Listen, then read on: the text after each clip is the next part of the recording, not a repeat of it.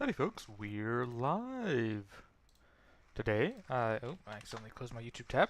Today, we're going to start, the PvP lobby is full, so we're going to start with some replays until that lobby opens up. See how many replays we get through, and then maybe some more replays at the end. Also, one of the viewers has commented that they really struggled using my Lost Souls deck, and that's fair. That's my Lost Souls deck. That's not a Lost Souls deck that I would recommend somebody else to use. Uh, if they requested my deck and I showed them, I possibly didn't make that clear, but let me reiterate that for you now. Unless I specifically say, oh, okay, I'll join some PvP. We'll do some PvP first. Yeah, so unless I specifically say that this is a deck I recommend for beginners, I don't run decks for beginners because I'm not a beginner. I run decks that usually have um,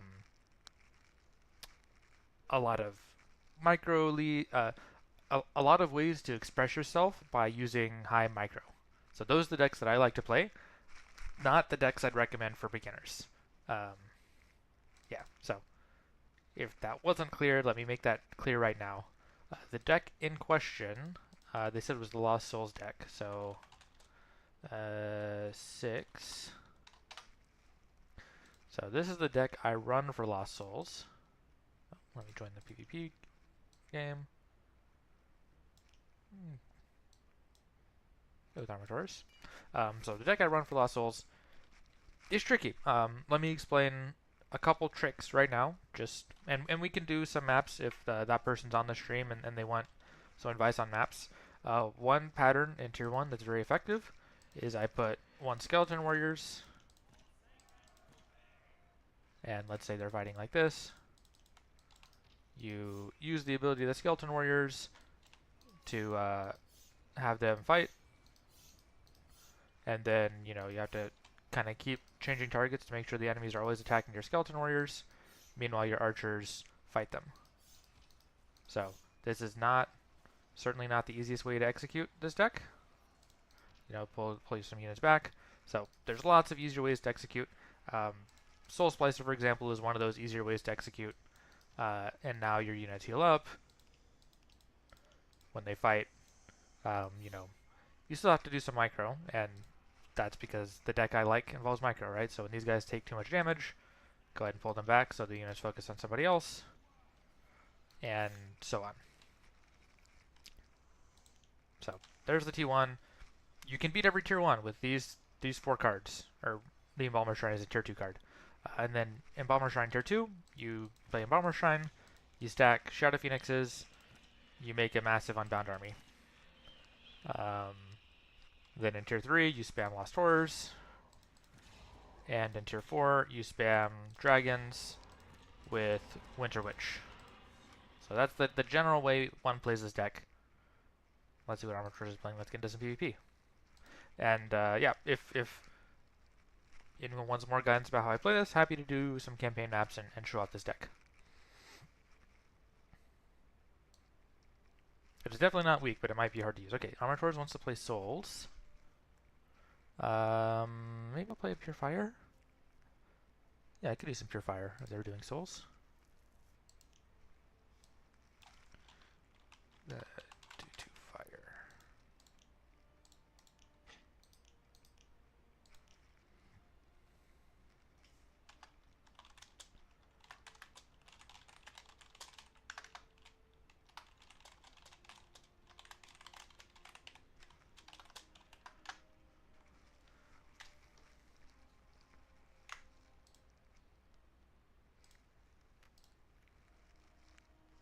Alright, Armored Force is on stream.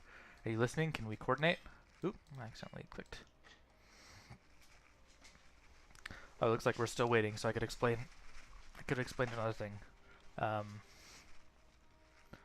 What else in my Souls deck is tricky? For defending, Time Vortex. Oh, there we go. We're starting.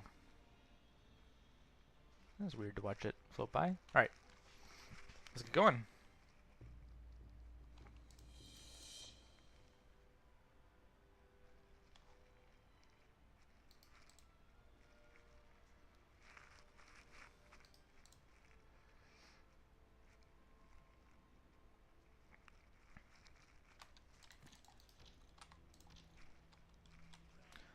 Okay, we've got Shadow and Fire versus Shadow and Fire.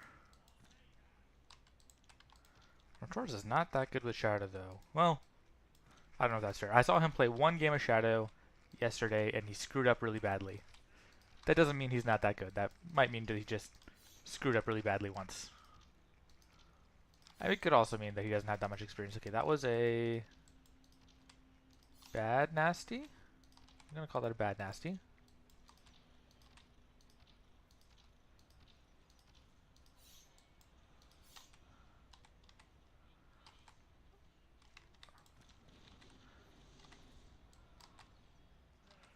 Oh, Armator's is not getting his guys out. Is my guy healing? Okay, he is healing, just very slowly. Okay, it looks like I had a bad eruption too.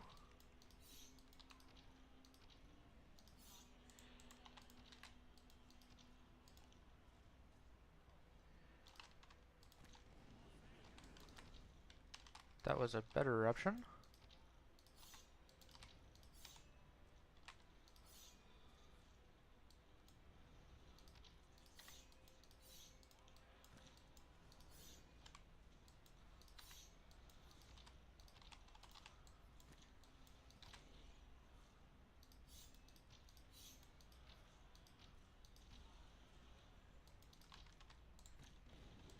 Oh no, this one guy lives. Ooh, he takes a +1. I'm going to prepare Sunder Armatores. So if you can make sure you've got Life Weaving online.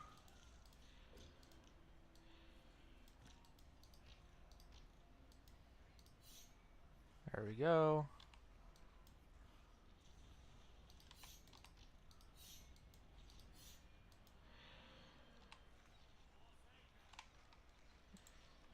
Horde's doing a very nice job body blocking me. But this well is dead for sure.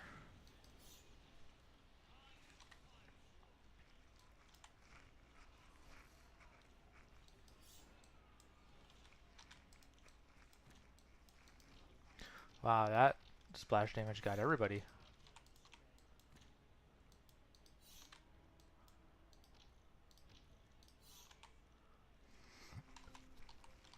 Alphabet went +1 again. Preparing a Sunder.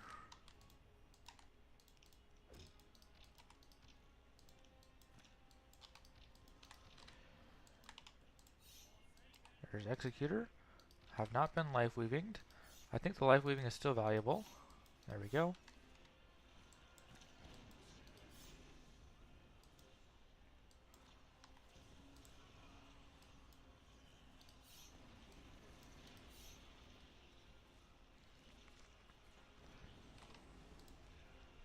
Okay, we got it. 2 wells is enough. Let's let them have the center with tempo and go grab wells somewhere else.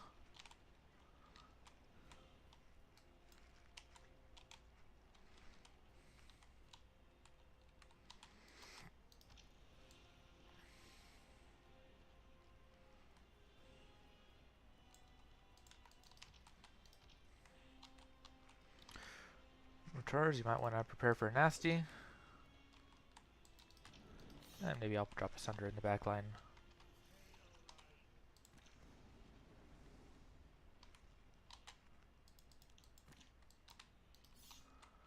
Okay, if you want to try and defend that, preparing my Sunder.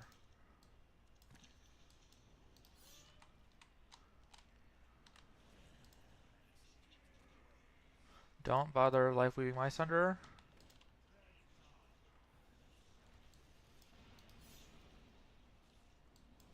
Okay, got what I wanted out of that. They're getting here well, but it's a well trade.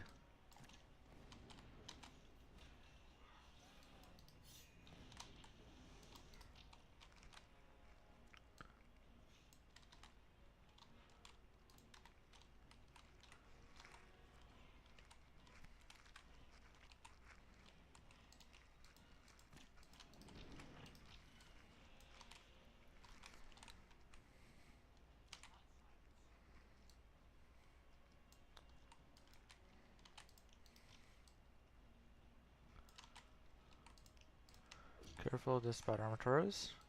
I think it's time we got tier 2 going. hand, Armator's is making a... Yeah, Armator's is overextended a little bit.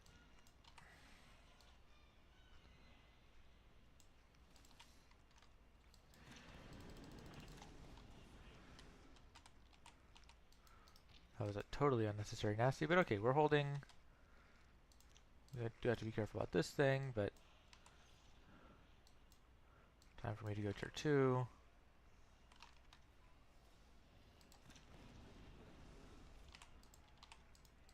Fine, I won't go tier 2, but I will shoot with Firesworn. Okay, never mind. Nice defense, Armators. You're still losing one well, but you defended the other spots. And we kicked a couple wells.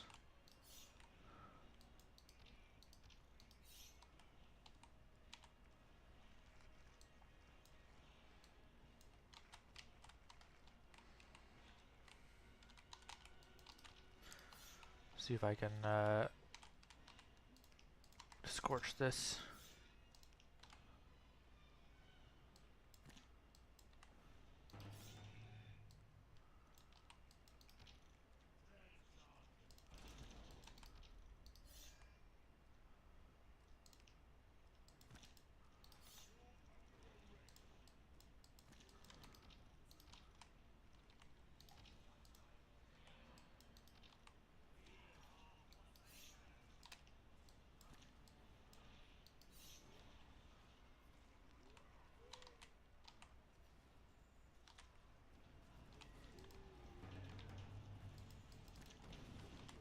Okay, another kick.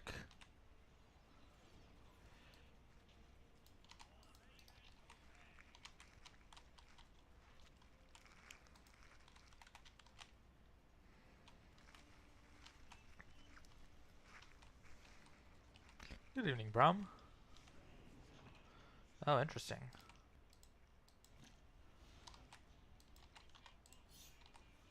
Thought that was a well-positioned owned by Armators, but I guess not.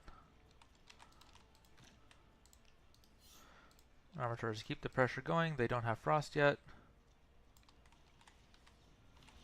So we'll be able to kick this. Do be careful of your orb, though.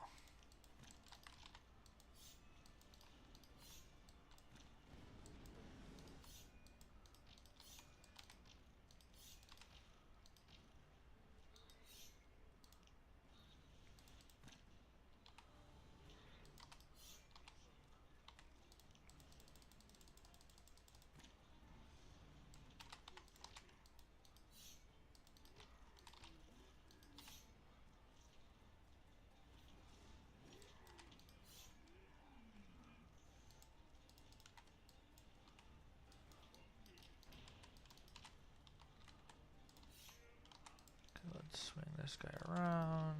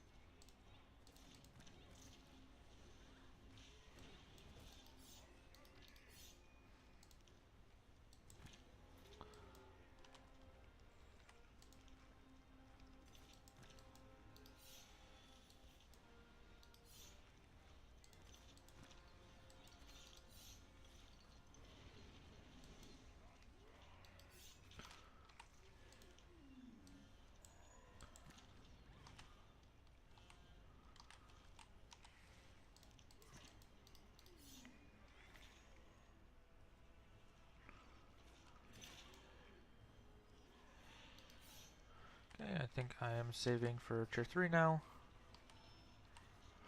Armators tries to keep the pressure up.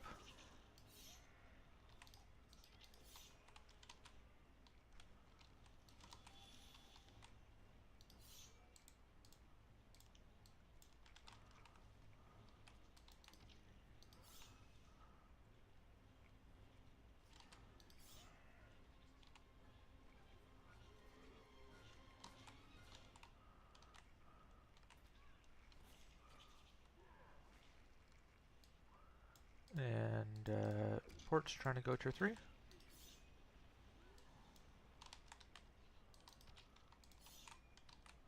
make sure we get a Scorched going off here.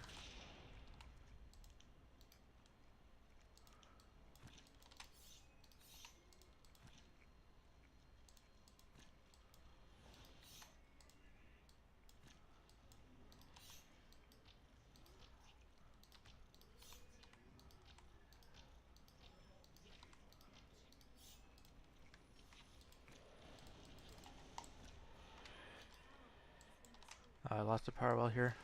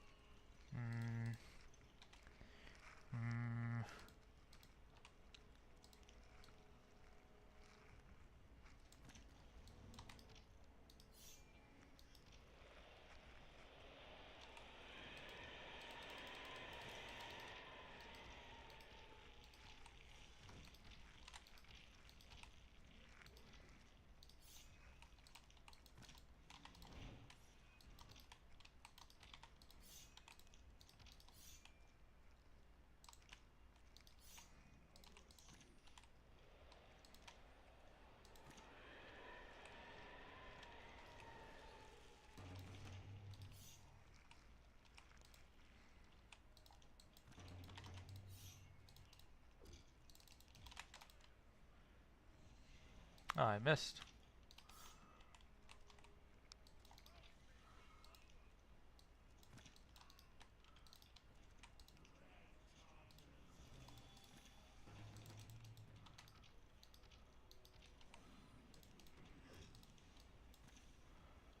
I don't know if I have the power. I didn't have the power. Okay.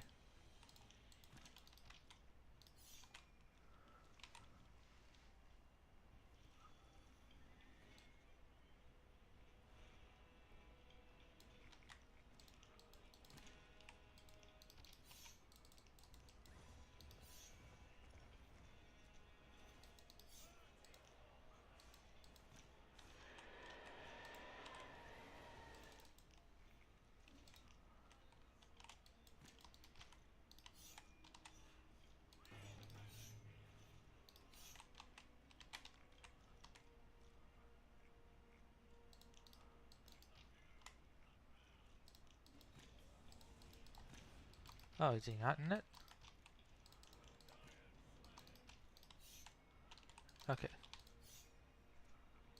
Did I get R'd? I got R'd.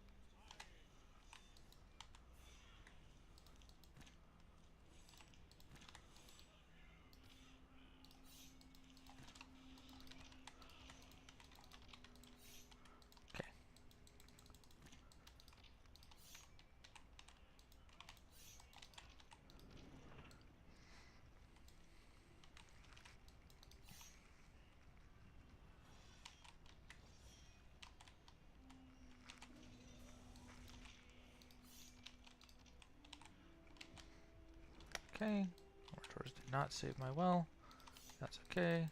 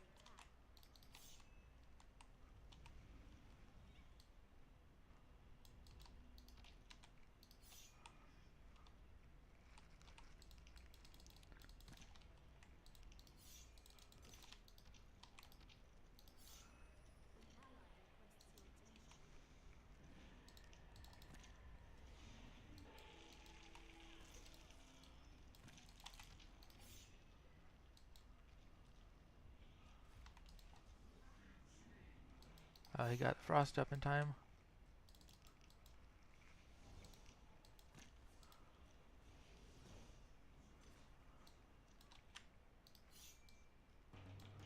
Okay, let's retake my orb.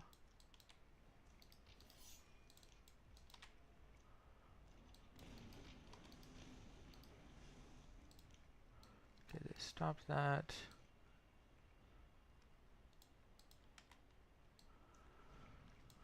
Orators is fighting tier 1, or tier 2. That's good. Armators dodged my wildfire, but I think they won't be able to defend the Spitfire attack. Okay, there goes their Frost.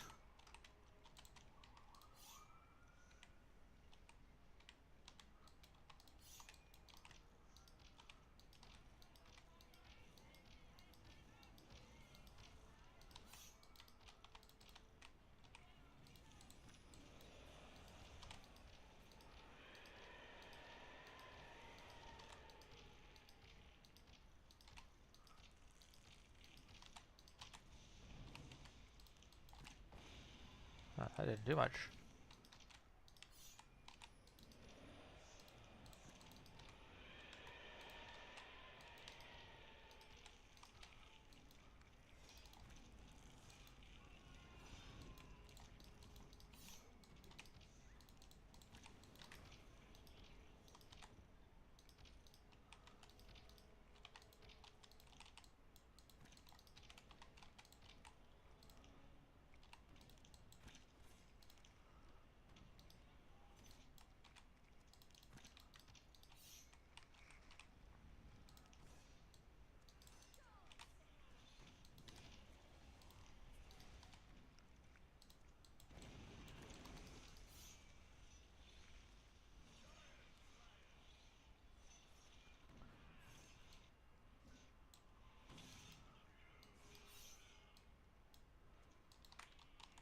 Okay, I'm hoping they're bluffing and they don't have the power to defend.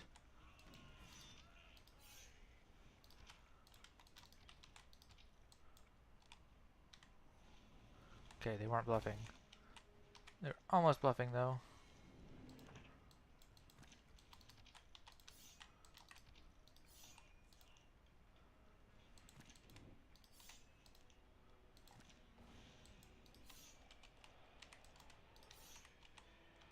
Wait.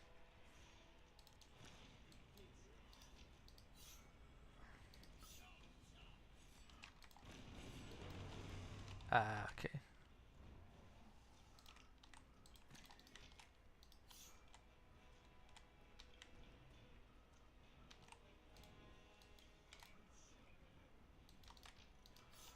Okay, we're keeping Alphabet dead.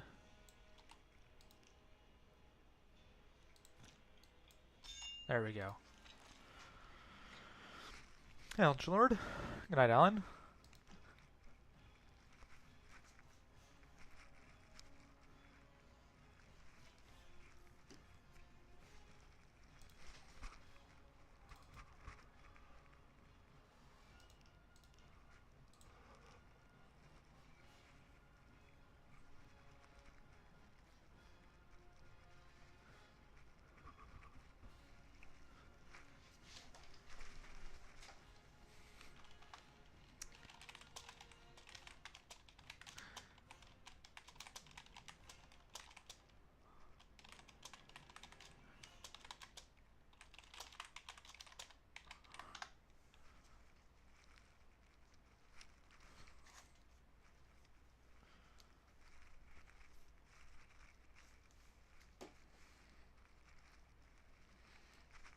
Maybe I'll play with port this time.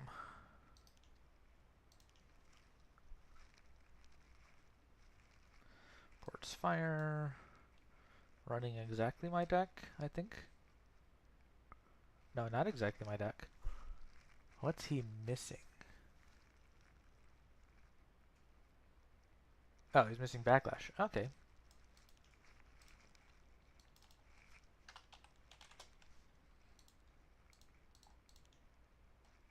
Can I play Lost Souls? I am, in fact, playing Lost Souls.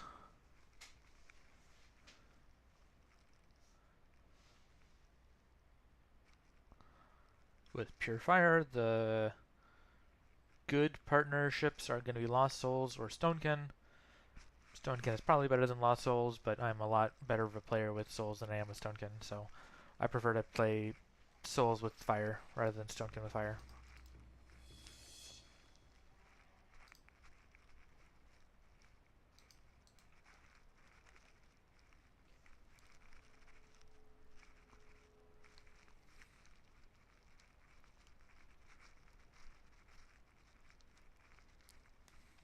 Okay.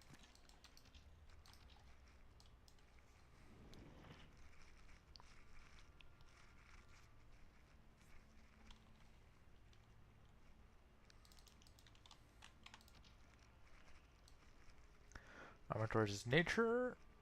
I wonder if he's playing Nature Fire. Nah, probably Stonekin. Alphabet's Fire, Port's Fire.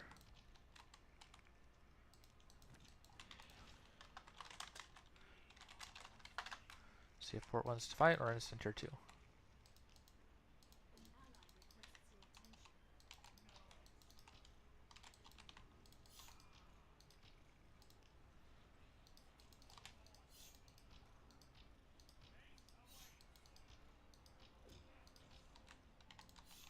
Okay. Port went for the instant tier 2. That is fine.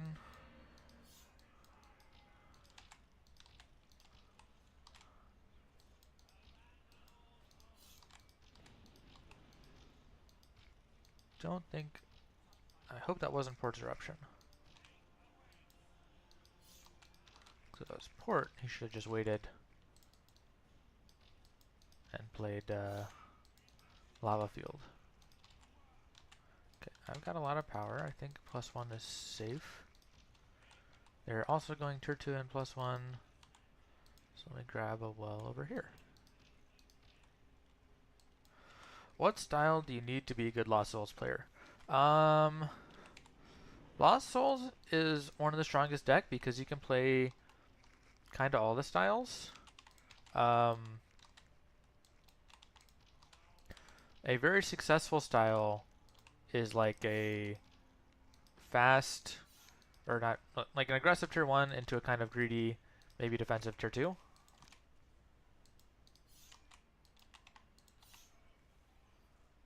But you can play aggressive tier 2 as well.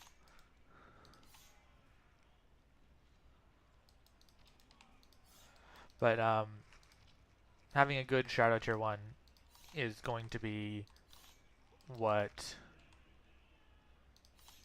makes you a great Lost Souls player. It's a pretty straightforward deck. Okay, I think we've got fire. They don't necessarily have fire. Maybe I want to grab tier 2 right in front of them. Let's try this.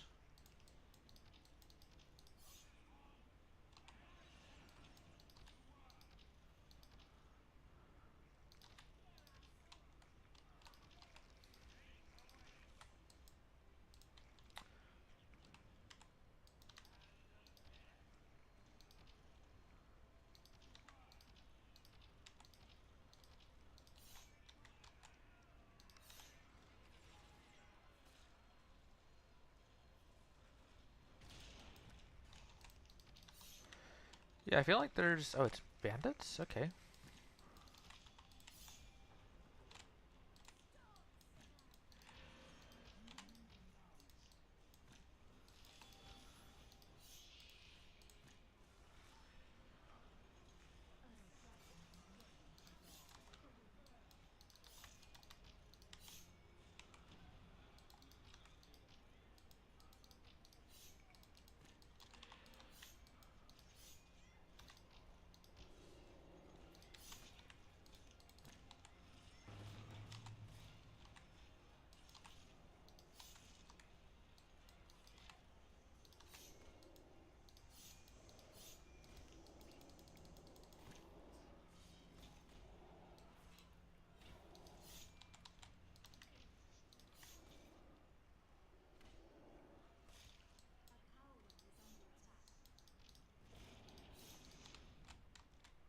Where do we get attacked? Oh, here?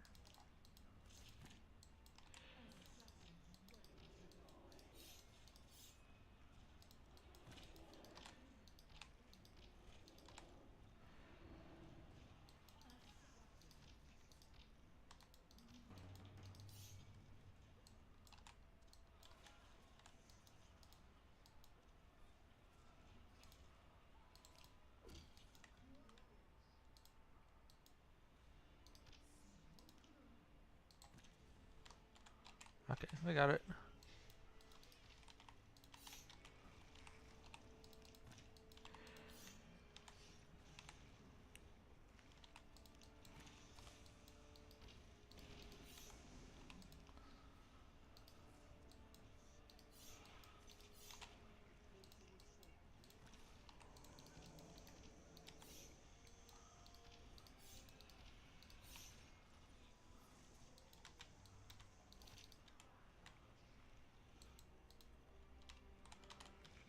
Let's see.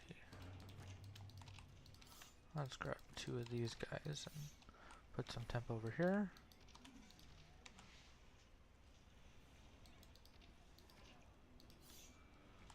Spencer calls GG. Does that mean Spencer's one of the players? Spencer, you alphabet?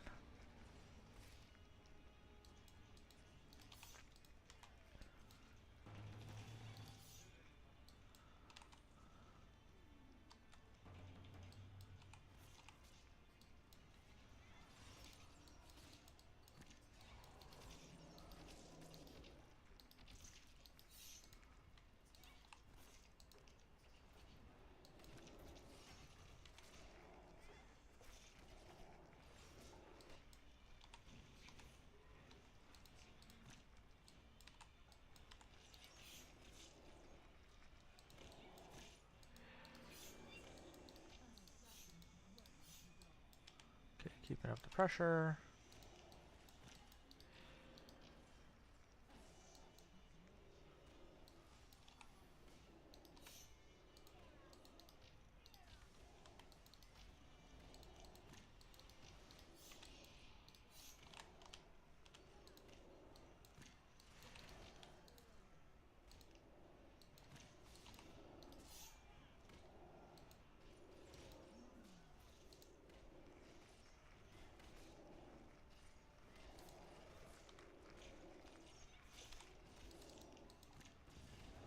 It wasn't enough.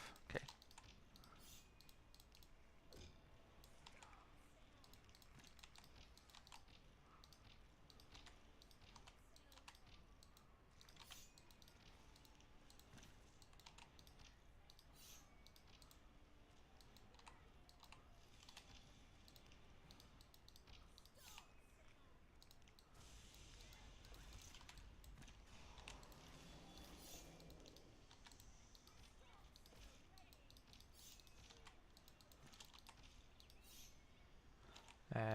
Didn't play that right.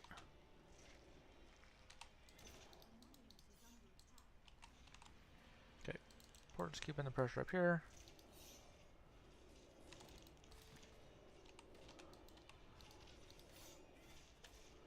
Okay. You got the GG. Nicely done.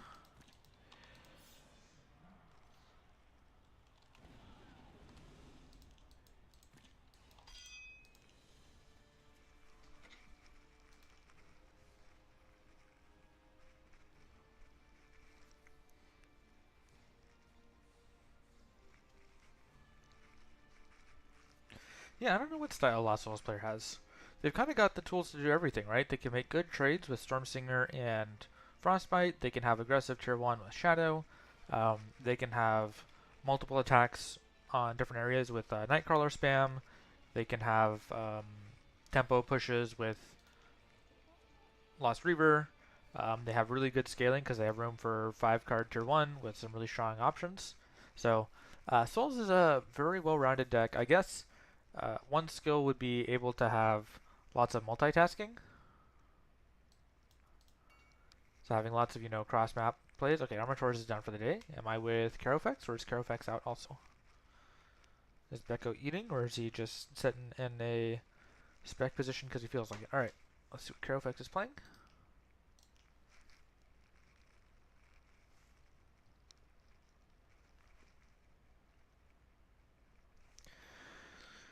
He is playing Souls with Shrine of Martyrs. Okay, I'll play Fire, I guess, then. Or maybe if he's got a really heavy scaling deck, maybe better if I play Fire Nature. I think I'll play Fire Nature.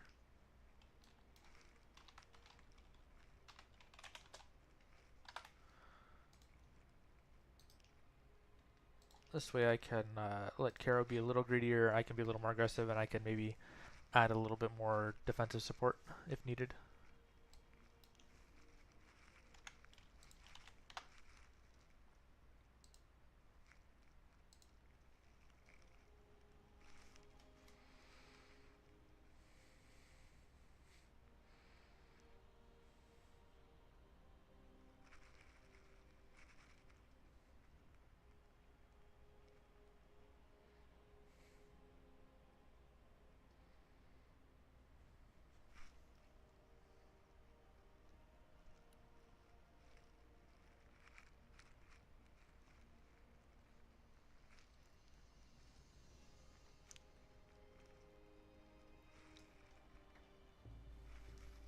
Alright.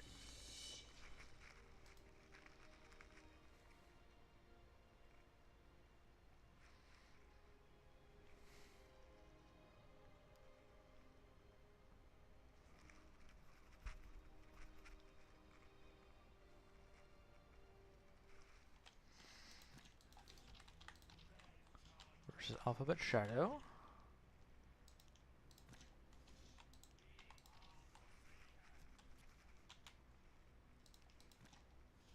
And port is Frost. Okay.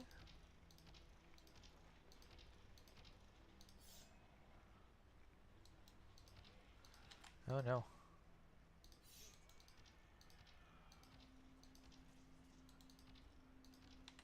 Can I get my guy out? I didn't get my guy out. Okay, Alphabet doesn't get his guy out either, so we're almost equal, although I did take a little damage more than him.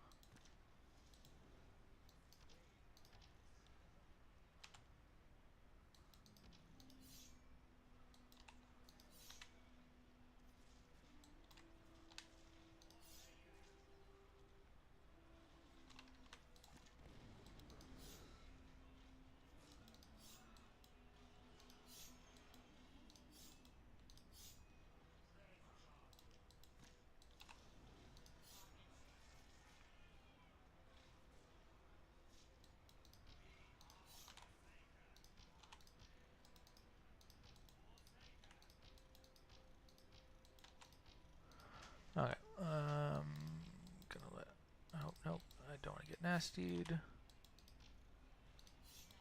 Actually, I'm kind of fine being nastied.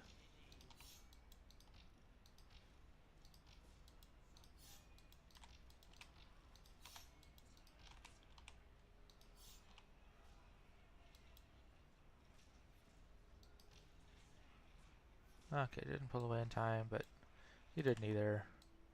So we're fine.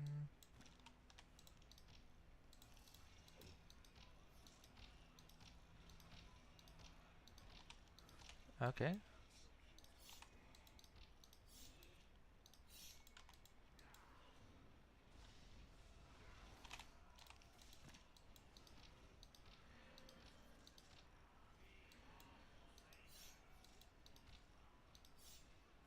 Yeah, that might have been actually safe from Alphabet.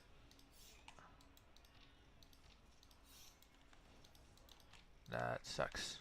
Alright.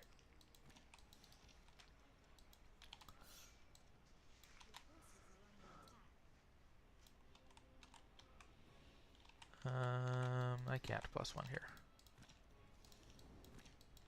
It gets kicked if I do. Or I can't, it's not +1, I can't even up the wells.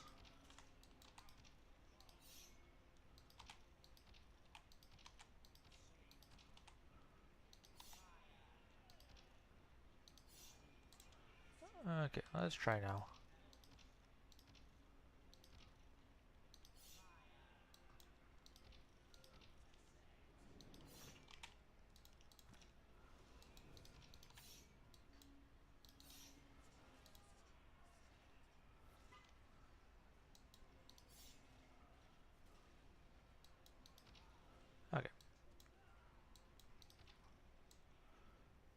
Alphabet is continuing to push +1. He's pretty safe to do that because of the frost support.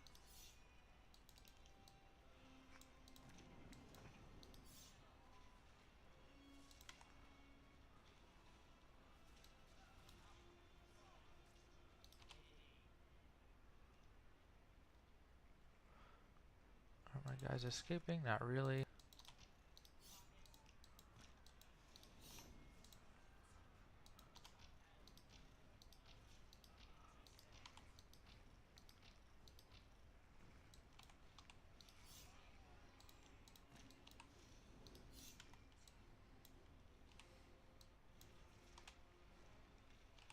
Okay, I might be losing my will here.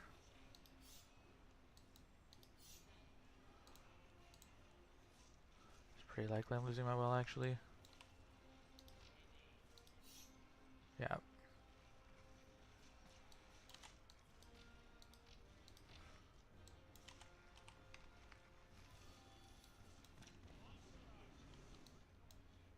And I can do that, help Kara out.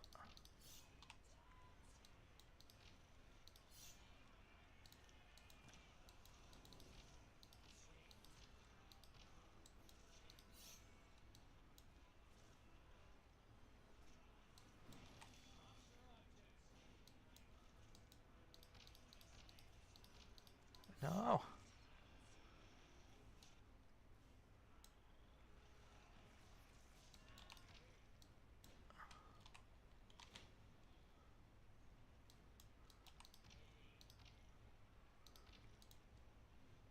Okay, Alphabet's +1 on me. I'm hoping right now that Caro can hold an advantage on port.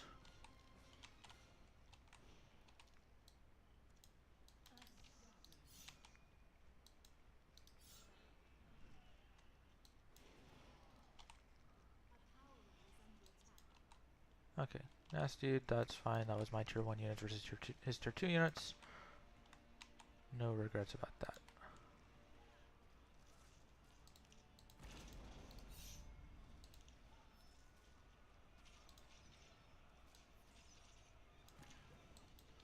Hurricane now.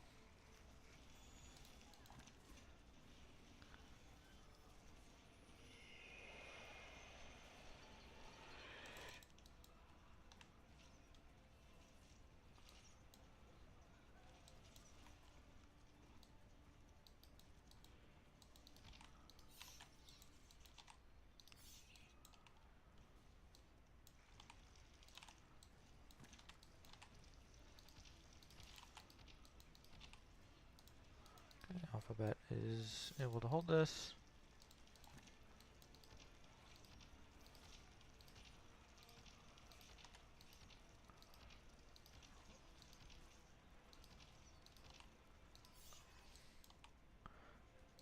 Caro got the kick. That's what I wanted to see.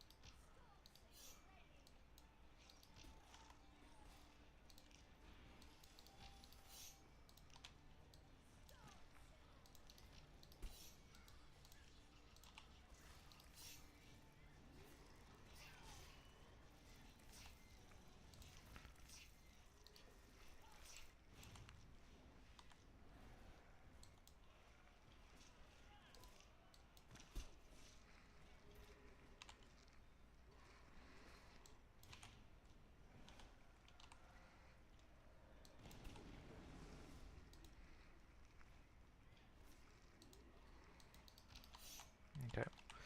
They defended.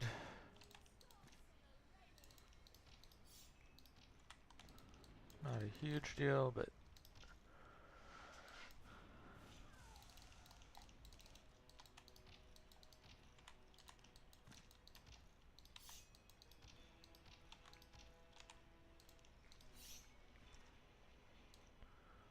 Alphabet continuing to extend his power advantage lead on me.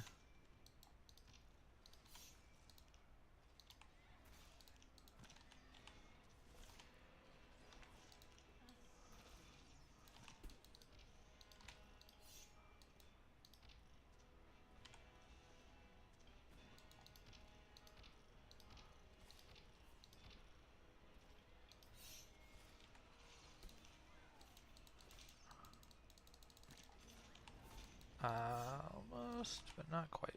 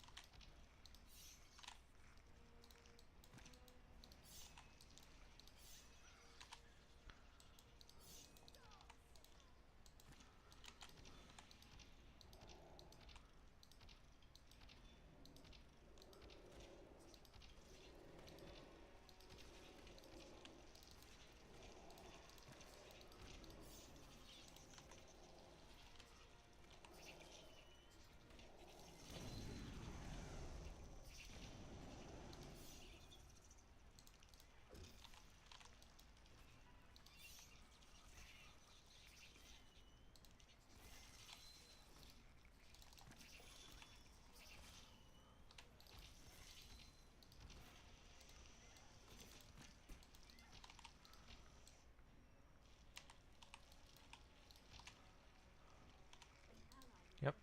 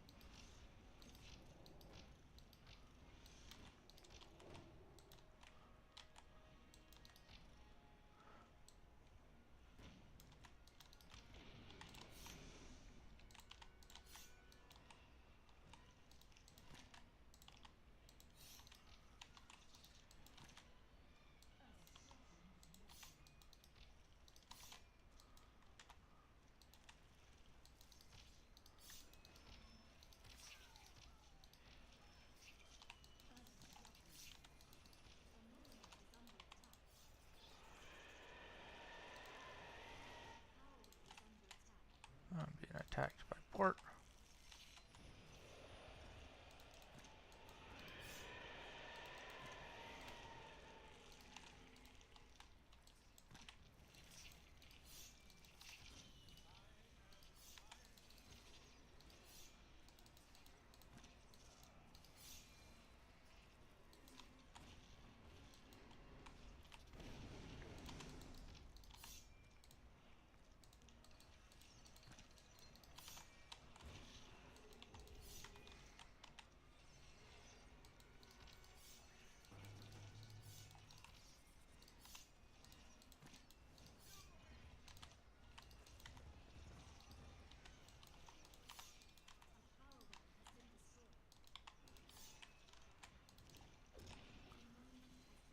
Okay, hopefully Karo is murdering Pert with the counterattack.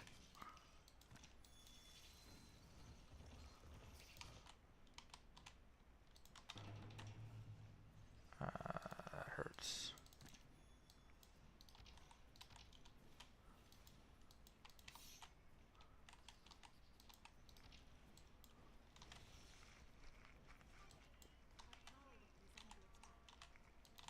Oh, Shrine of Martyrs, that's why I got power.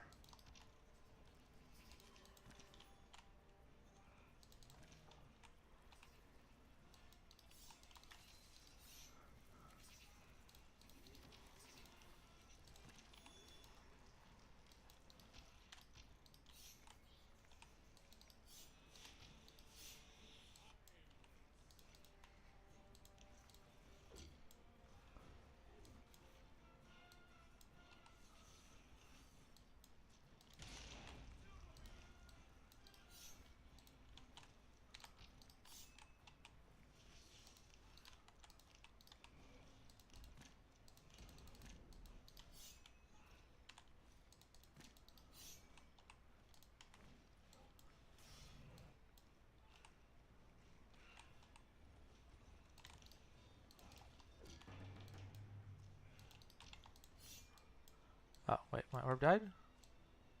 Oh, that orb died, okay.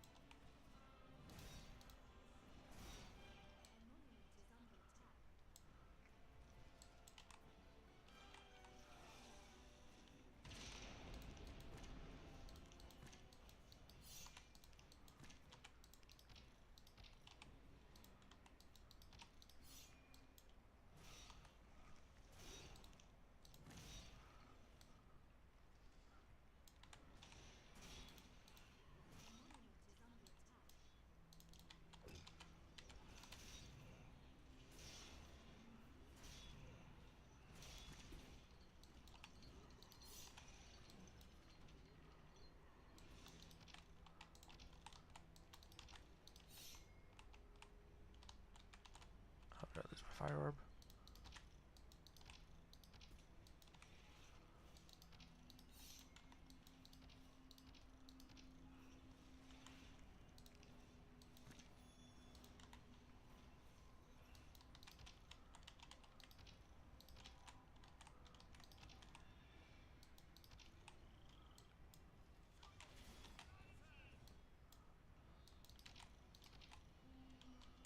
Okay, I can grab a orb here.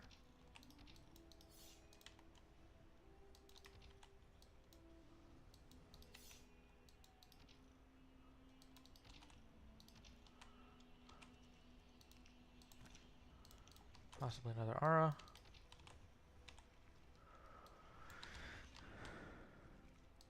Heal up his tremors.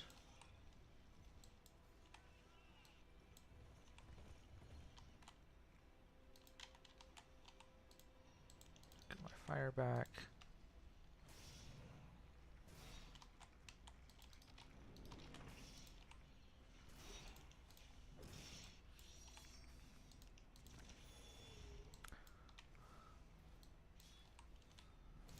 Nope, no building protects. Let's grab my tier 2 back over here.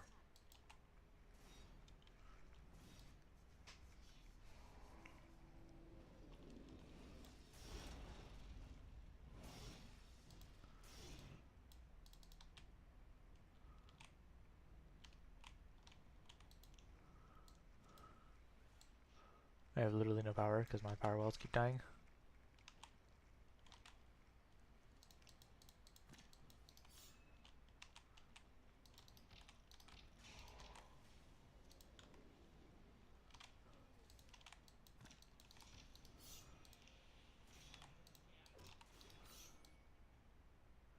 Okay, looks like Kuro's attack has fizzled out.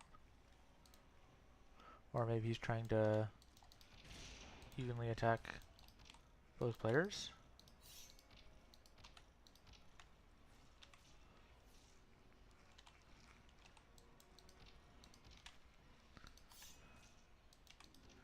This game is painful, yes.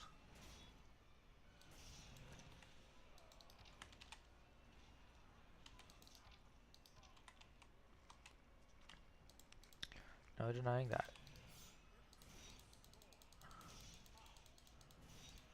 I have literally no power.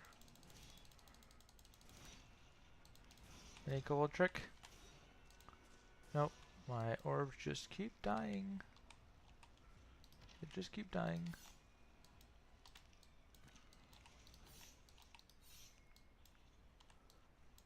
I think I'm just going to stay tier 1 because I don't even have power to go tier 2.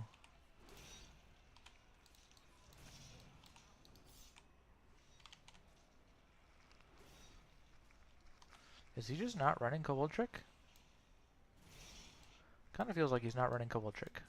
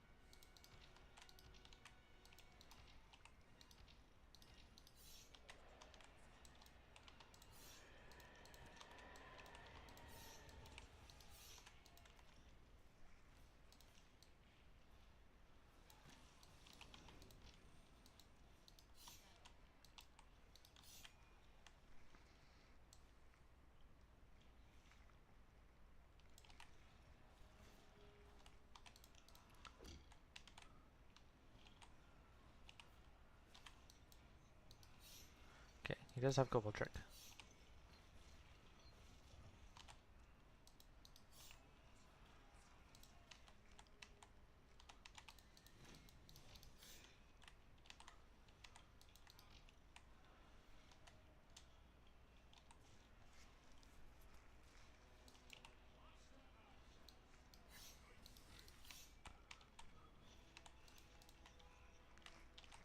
Okay, I might be able to defend this. And then grab another well. Can I grab a well? Can I grab a well? I got a well. I got a well. I got a well. Okay.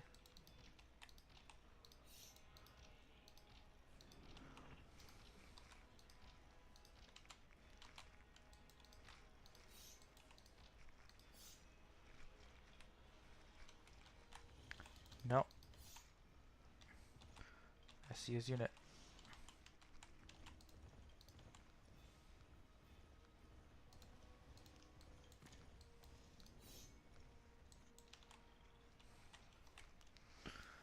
Okay.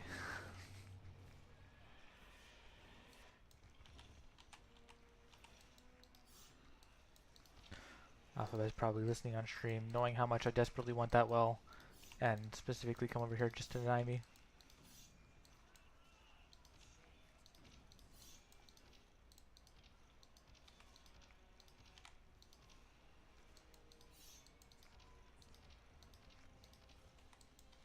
Okay. I think we're winning. Alright, nice job, Caro. Whew.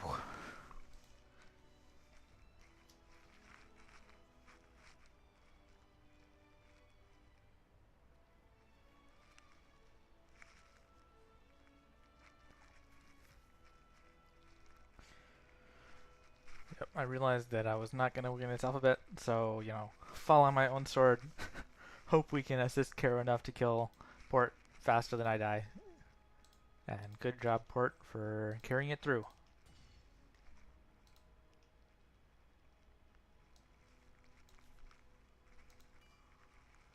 Oh, Shriekings is in the lobby with us. Welcome, Shriekings.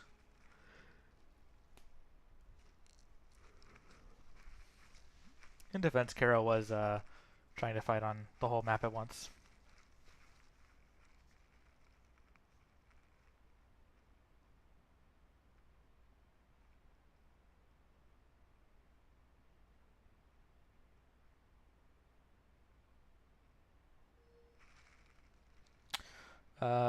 Sorry, we're full.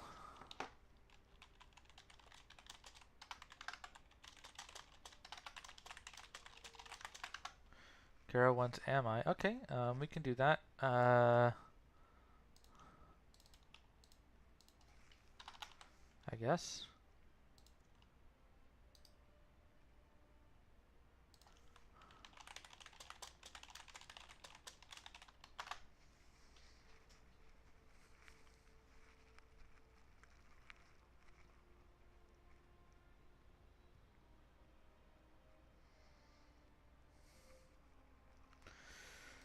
Okay, I'll do souls. I do souls better.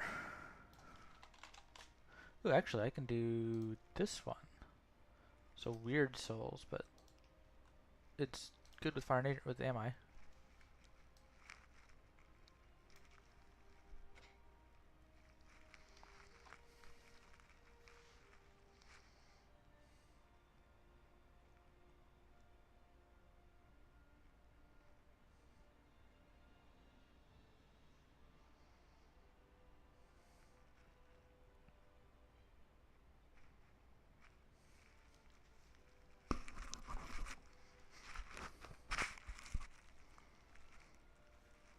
Well, if it's Shriekings, then maybe I should have done Fire Frost.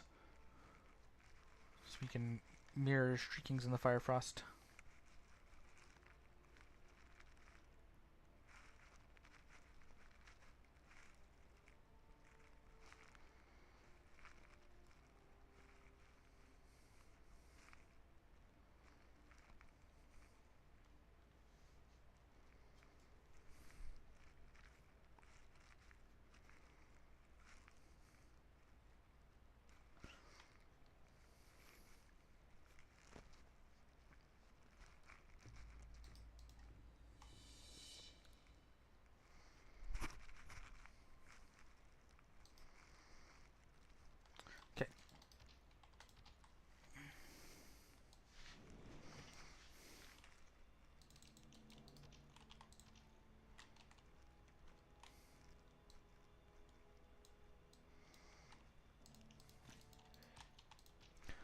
On the bright side, this tier 1 can be really good because of the power of Motivate. It applies to both members' units.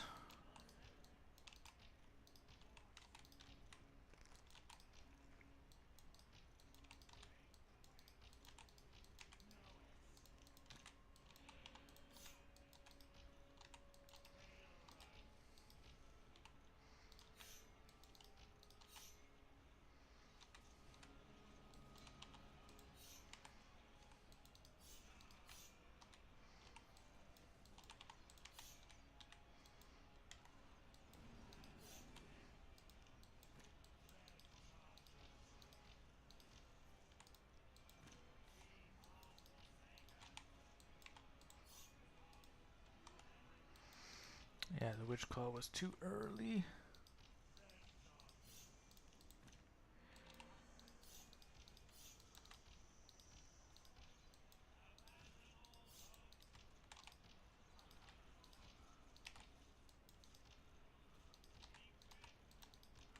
Yeah, way too early on the Witch Claw.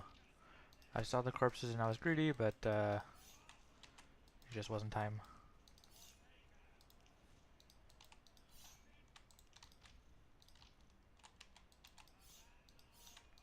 On the other hand, did they back up enough to give us room? Nah, taking that well would be dumb.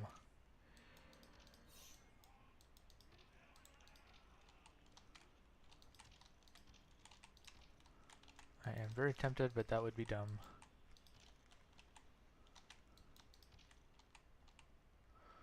On the other hand, I do have a Witch Claw prepped for a big explosion.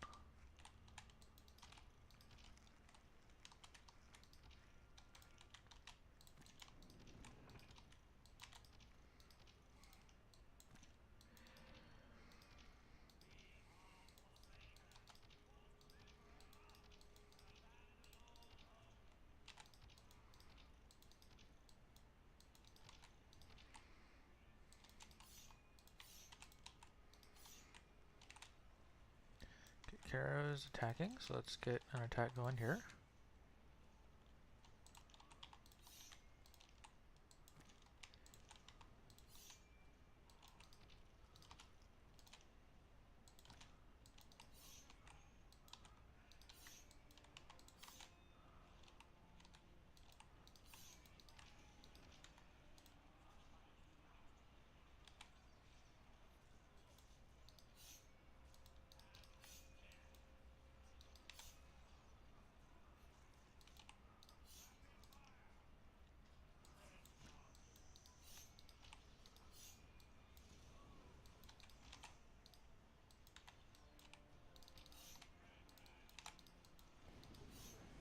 Oh, almost.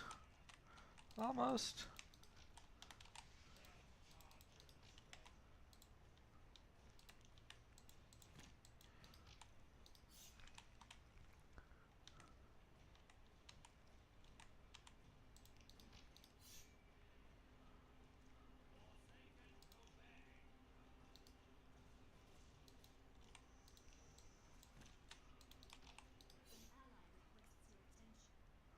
Kara seems to want me to +1.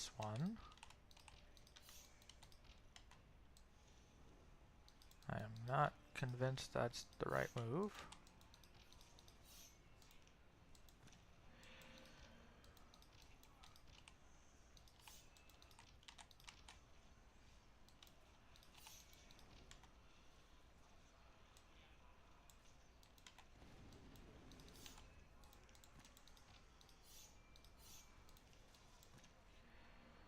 Any heal? There we go, nice heal.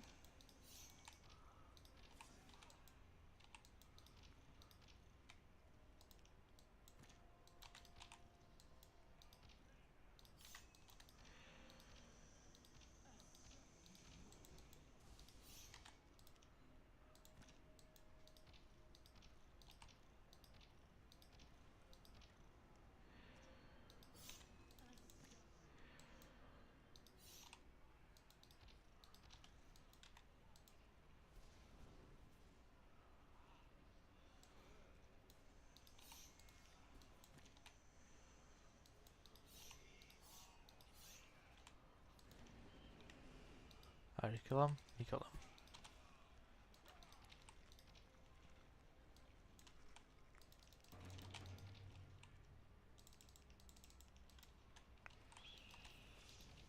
Oh, that was Kuro's. Okay. In that case, let's keep the aggression going.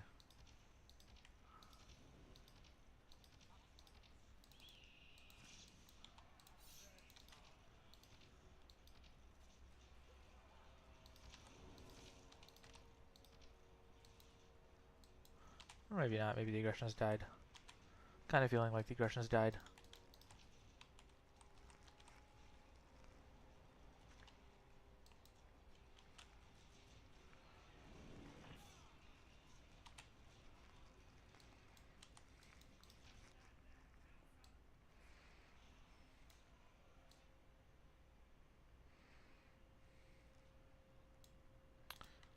We're not in danger yet, so I can take one more will, I think. Okay, danger might be soon. Does he want me to take it?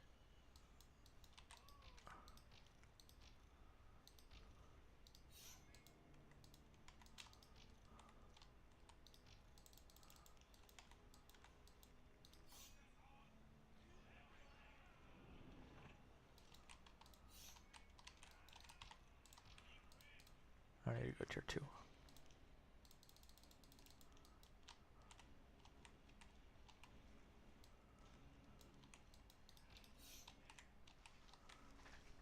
Maybe Shriekings goes tier 2.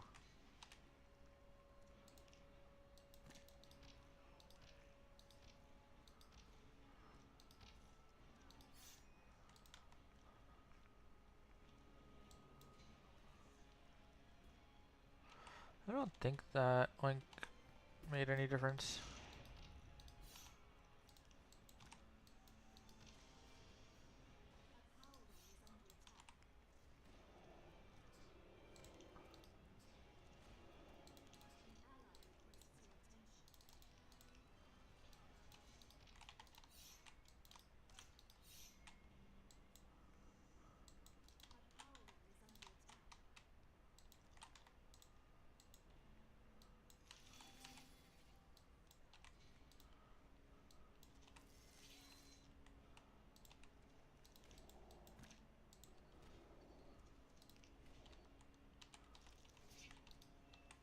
Okay, I think I'm losing one of those.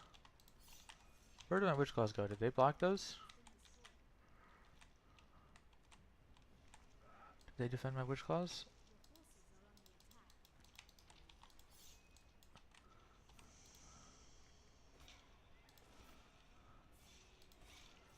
That could be close.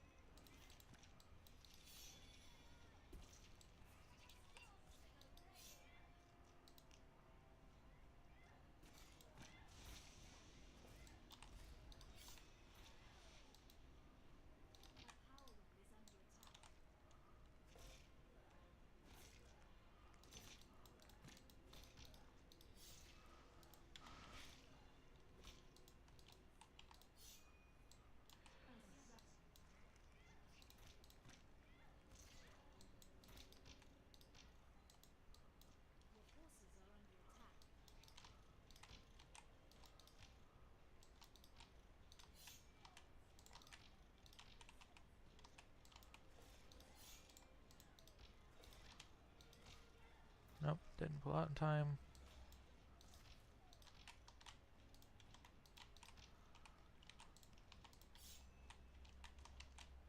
Where'd my Nightcrawler go?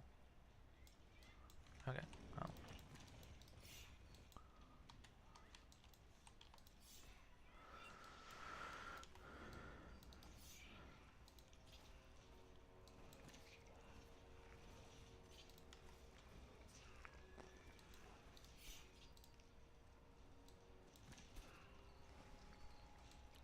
Okay, looks like I got lava again.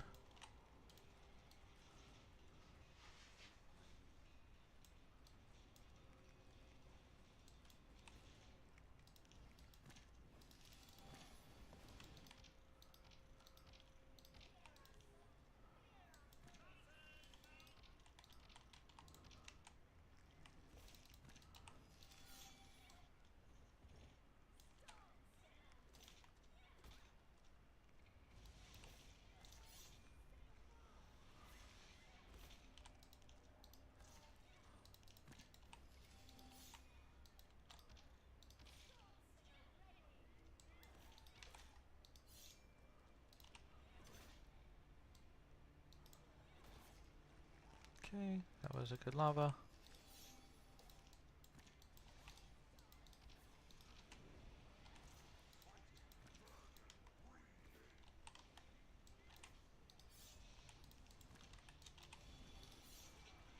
Been a while since I saw one of those.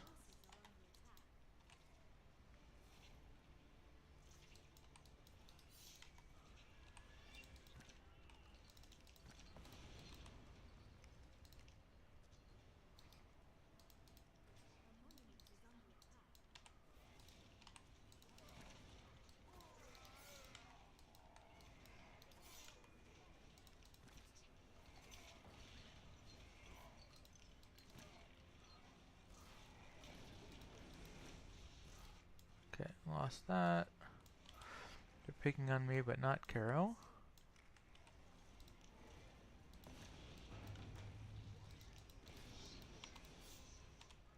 And I lost that.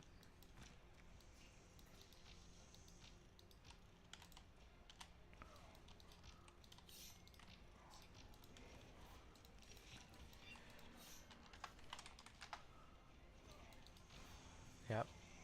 I'm getting overrun.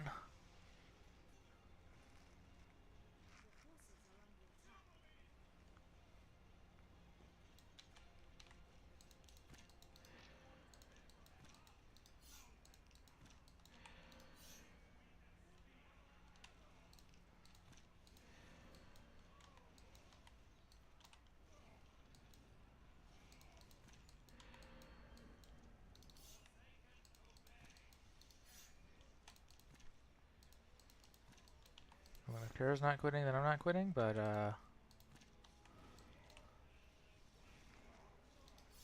not real sure why Caro's not quitting. I'm just getting spell spam to oblivion.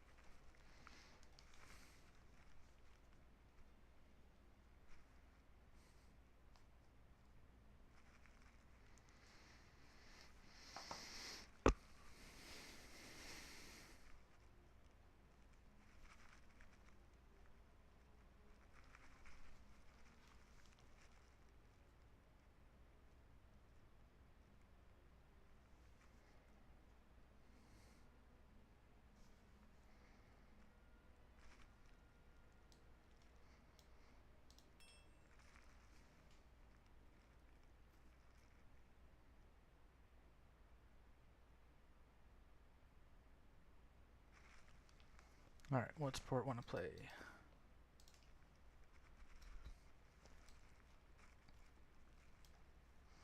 Fire Nature. Okay. Maybe I play Pure Shadow was a fun one.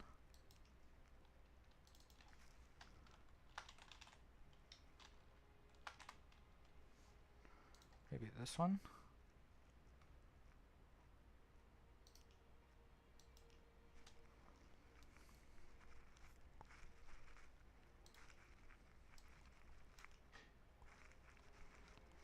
I probably ought to add Witch Claws in here. On the other hand, I think Corpse Explosion does a good enough job.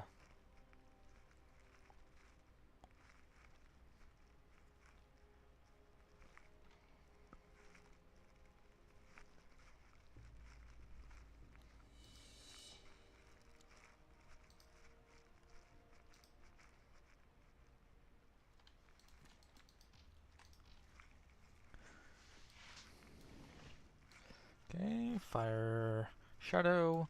Fire Shadow.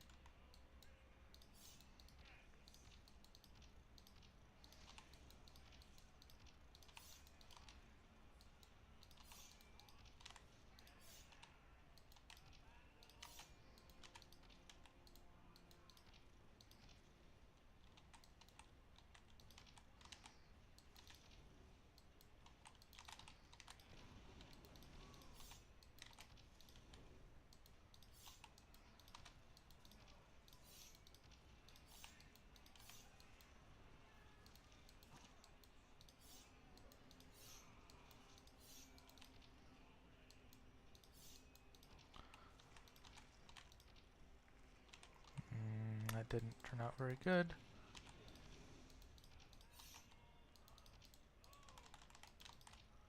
So let's chase Street Kings down.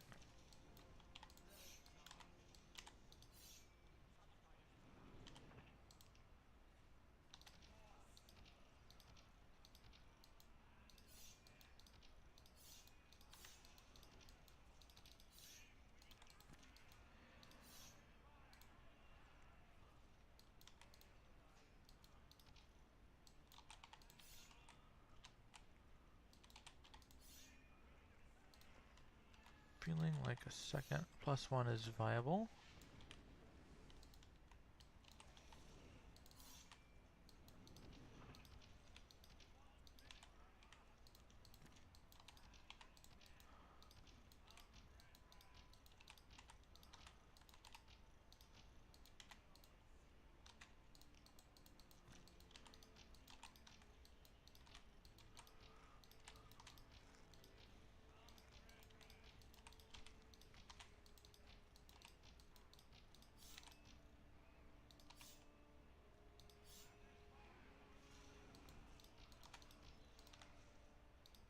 Nope. That nasty is not happening.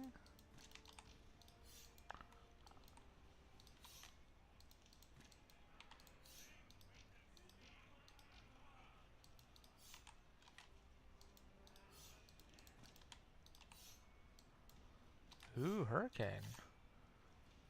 Very strong.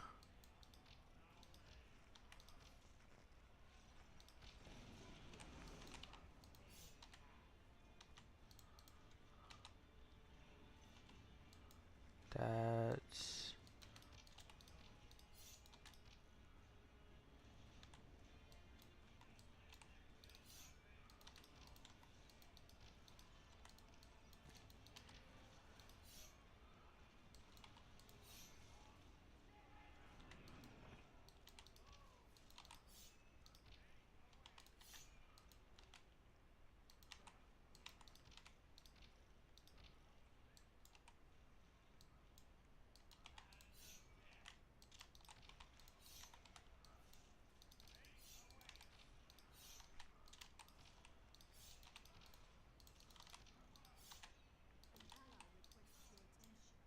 yeah. I'm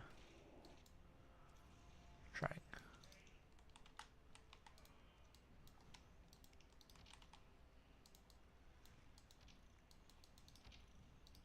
Church is almost there.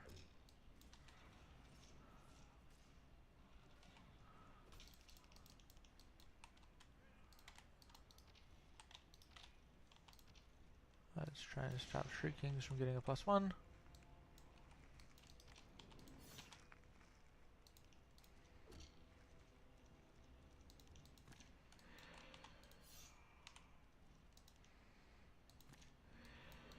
Okay. That's fine. Just wanted to check in case you did have it.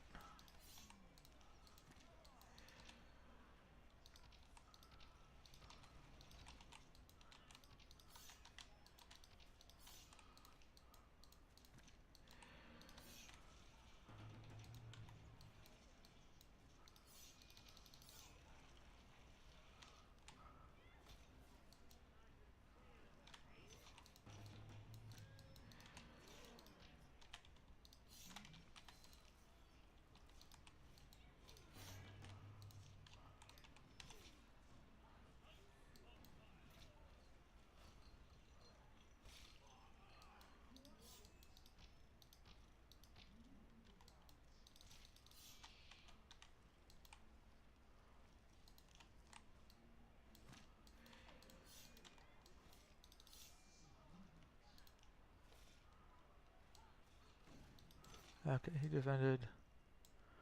Let's drop Palmer Shrine.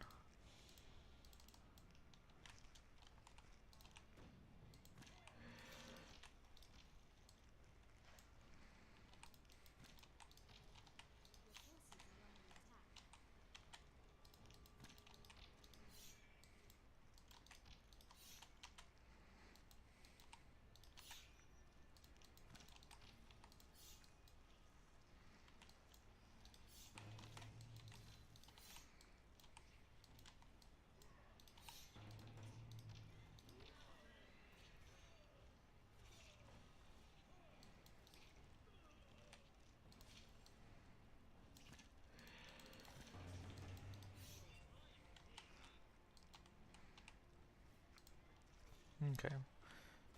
He defended. He defended.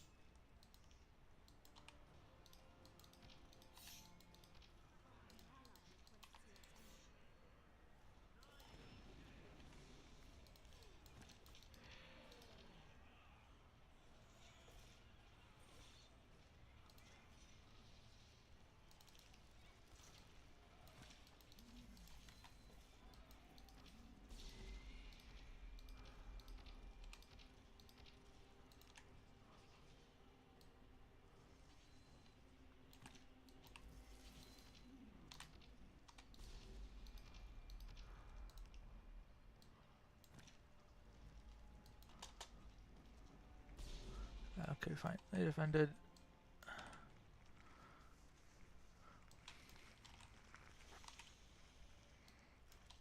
Harvester, I guess.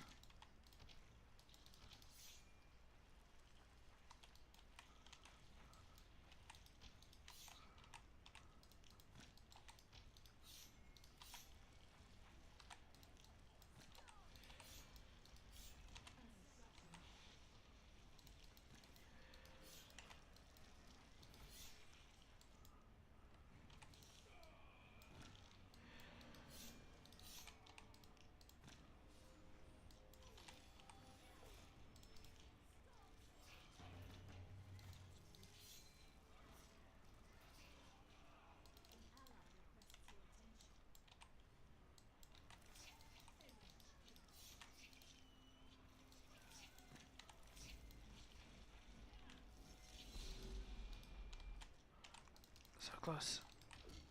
So close.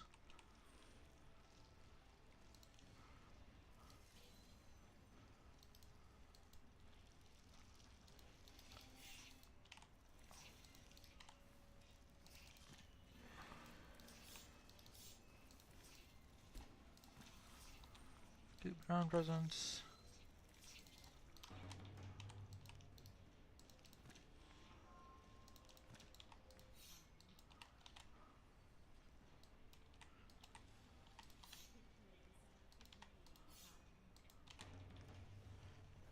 Oh, he has no ground presence still?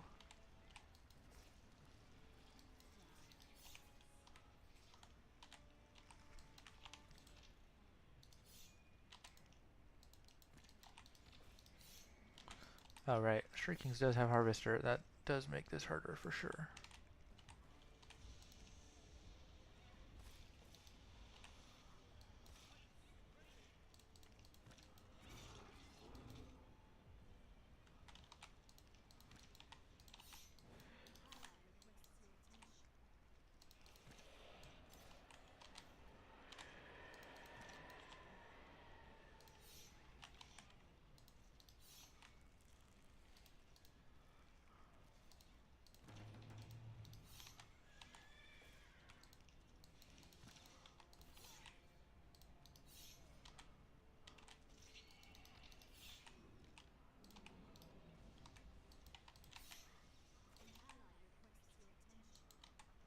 Okay.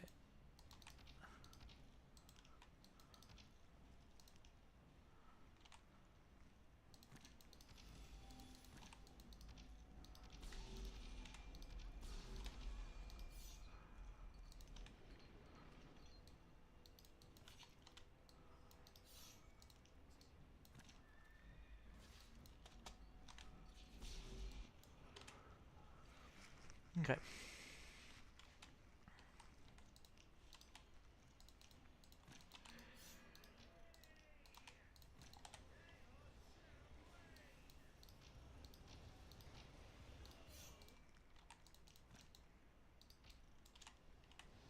Wait. Okay.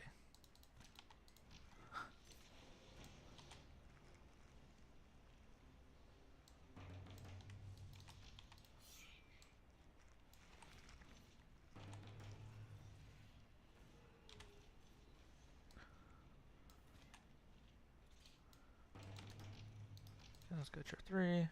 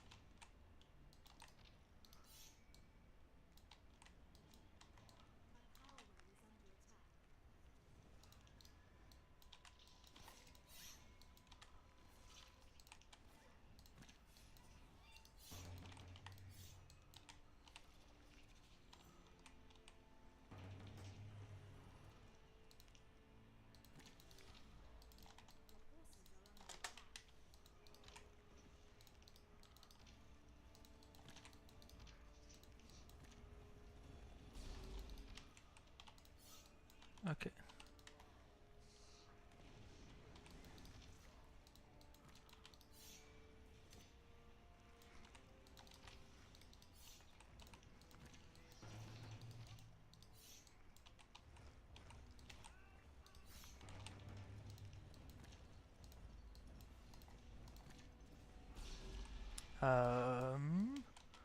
Weird.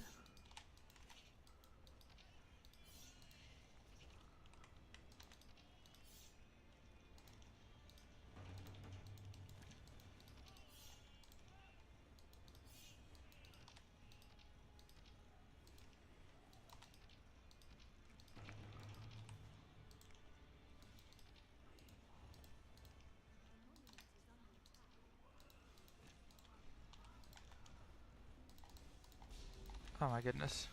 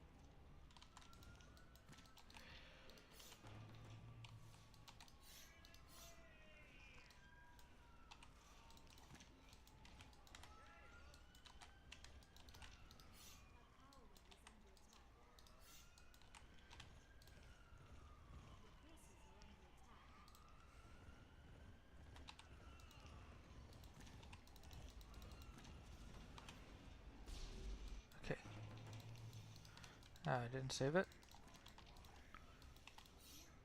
We kicked his orb.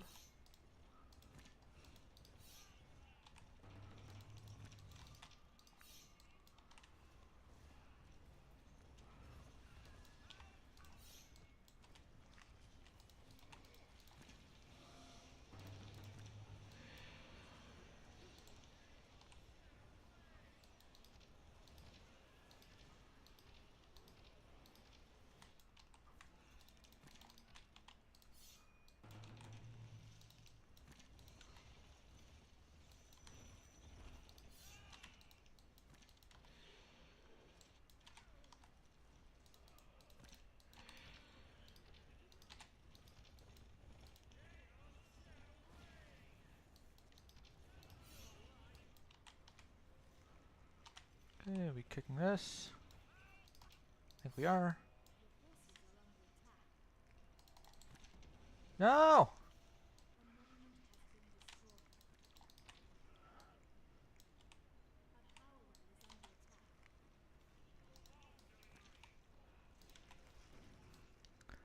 I have to rebuild Shadow.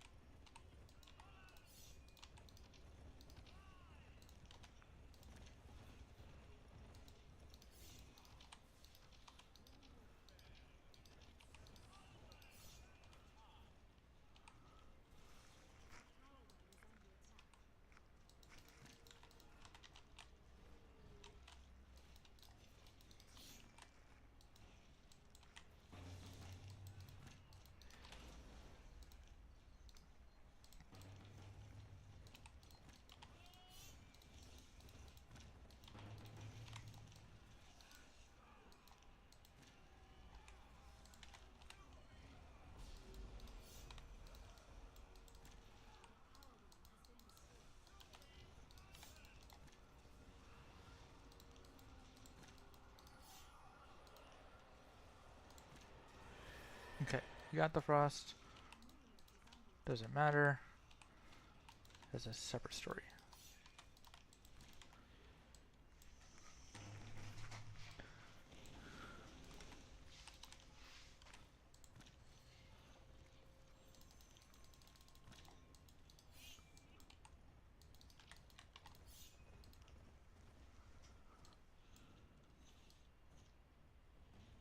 Okay, Fort is hanging on barely. I've got pretty much no wells.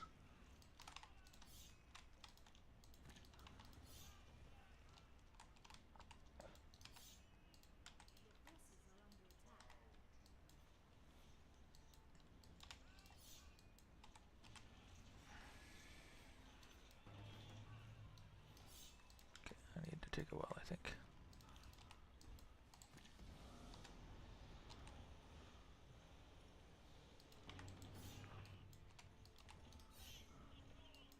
Maybe you take a second well.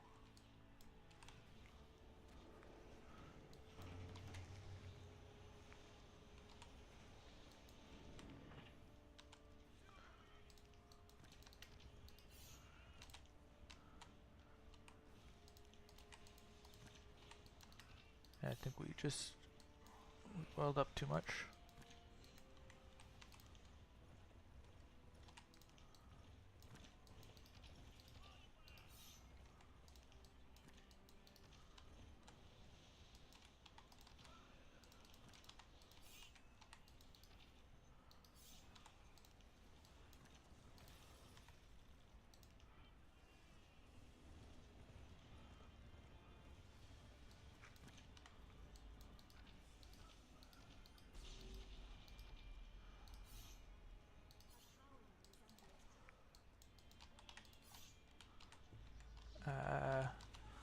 Words died. GG. I'm out of charges.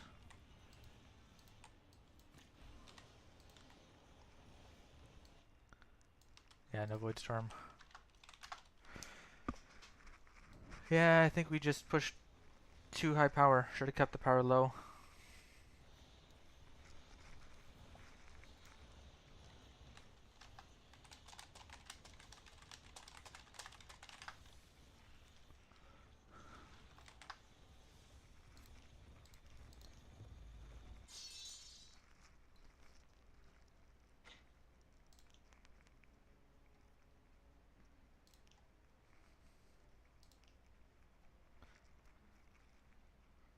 Couldn't close out Street Kings.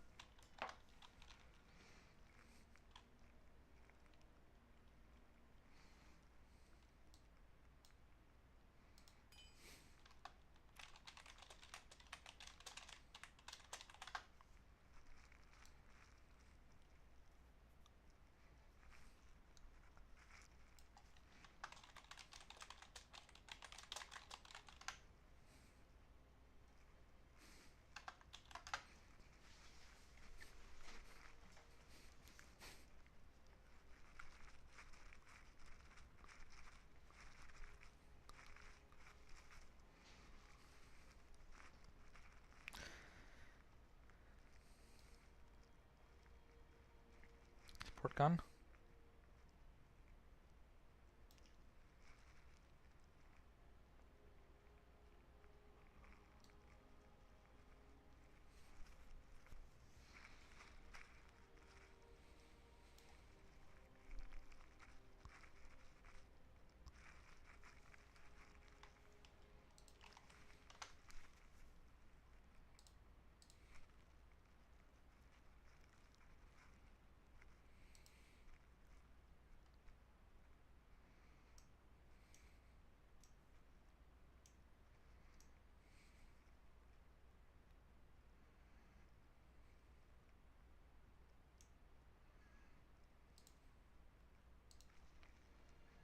Alright, Street Kings is playing this really weird Fire Frost, but I can play Souls with it, I think. I can play Pure Nature. I'm kind of bad at Pure Nature though, so better not Pure Nature. Ami could be fun, but I think I'll just play Souls.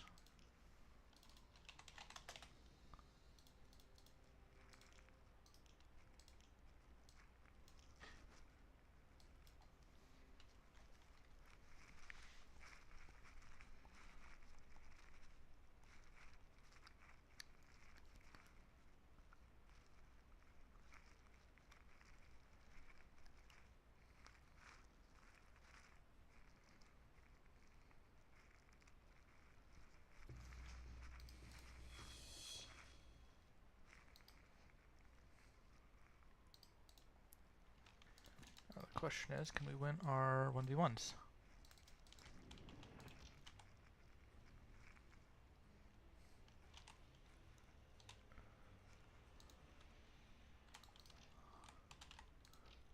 I'm running against Caro.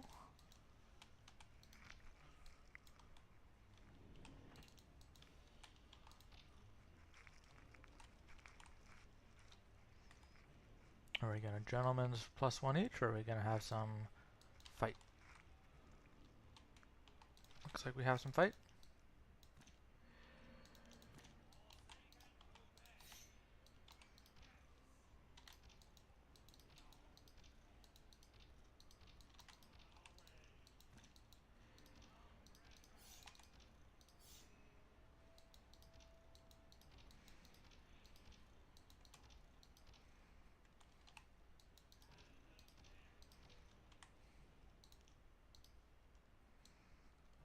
I didn't catch if Street Kings had a Sunderer.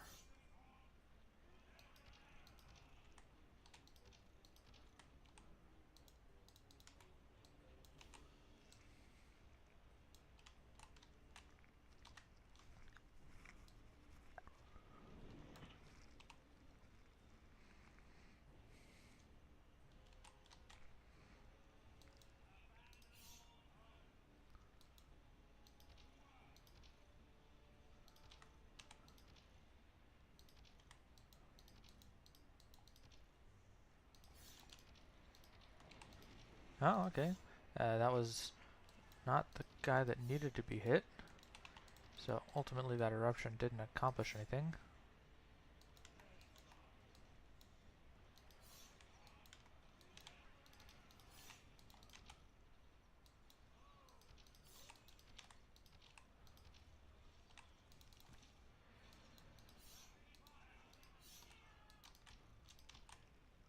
but I appreciate it.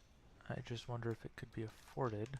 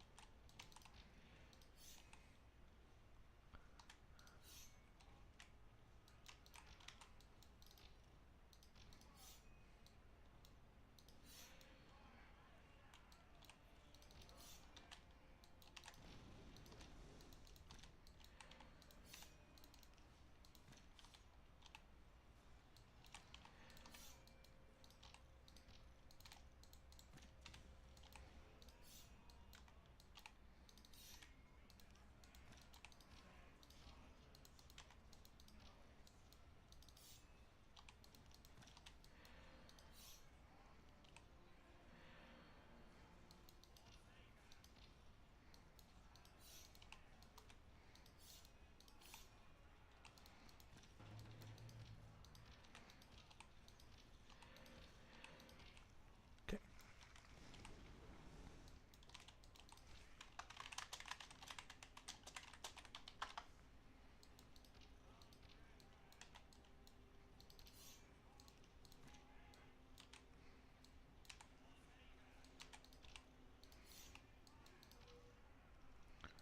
Okay.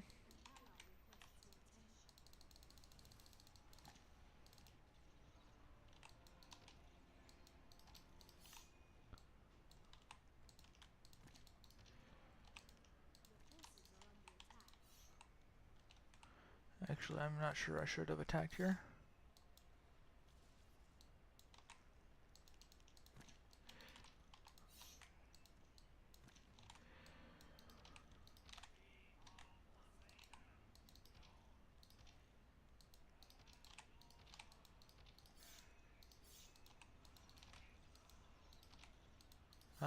Bad focus, bad focus.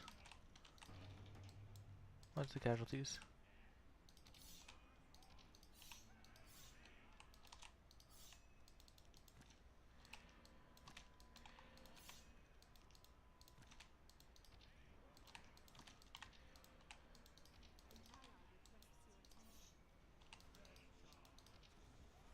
Oh, that hit even my dreads, okay.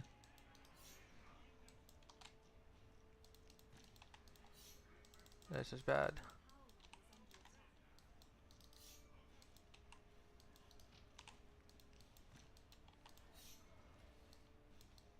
Okay, they defended. Tier 2 is not going to come up in time. How to get tier 2 of my own. Yeah, I should have just gone tier 2 a while ago. Instead of... Oh, that eruption almost saved me.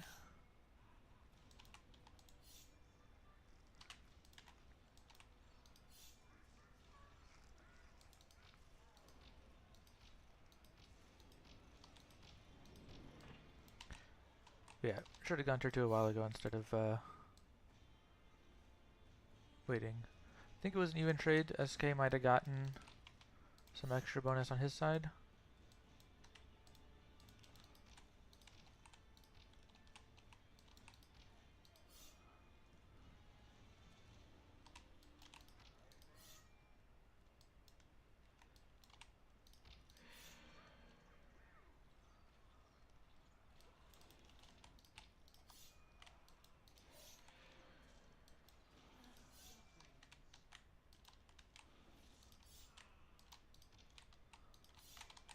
Is this in nasty range? It's not. Oh, Dancer, of course. Very, very good.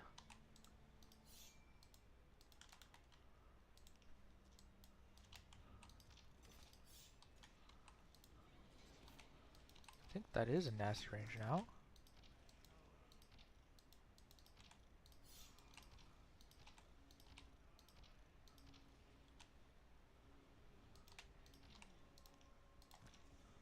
Oh, it wasn't.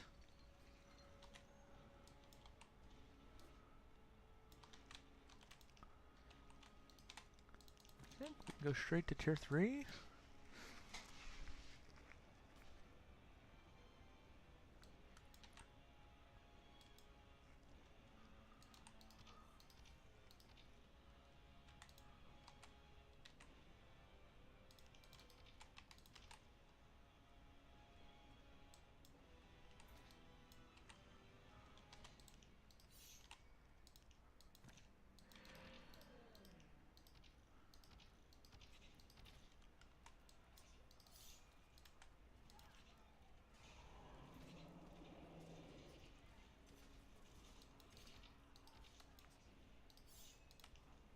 No, okay, we got 2 people playing Protects.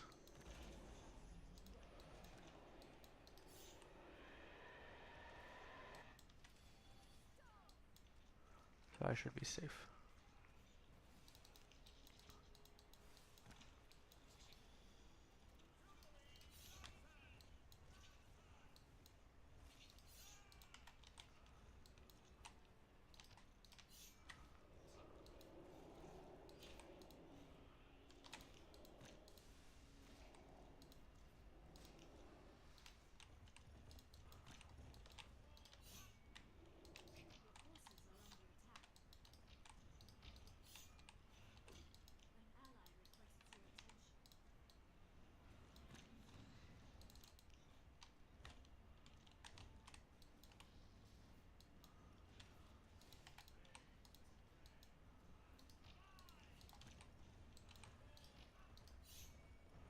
Okay, we got a... Oh, that was a nice nasty response.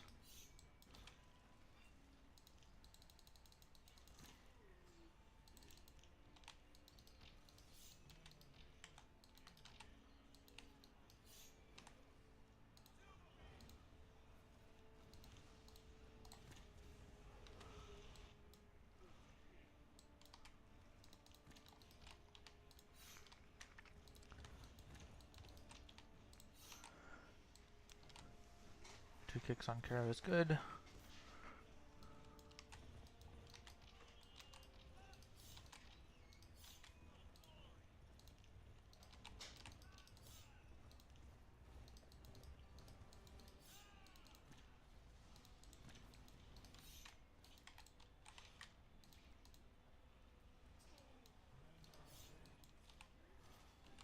Okay, SK is holding on.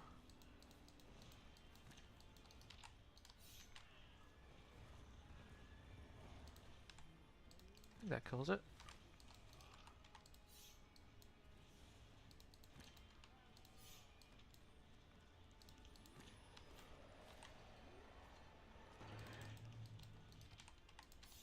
Okay, he's got his Shrine of Martyrs up. That is strong for sure.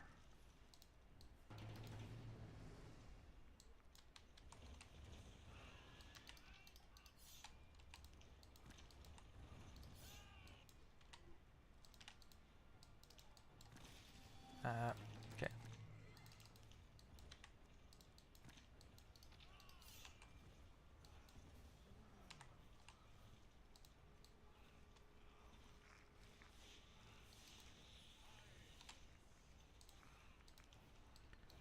Nope.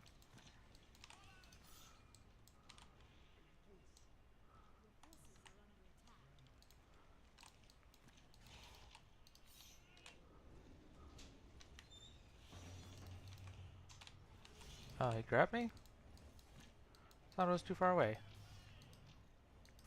Oh, he grabbed me too.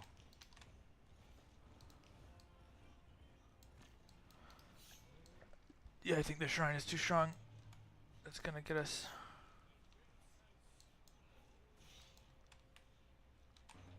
Unless I can tier 3 or tier 4.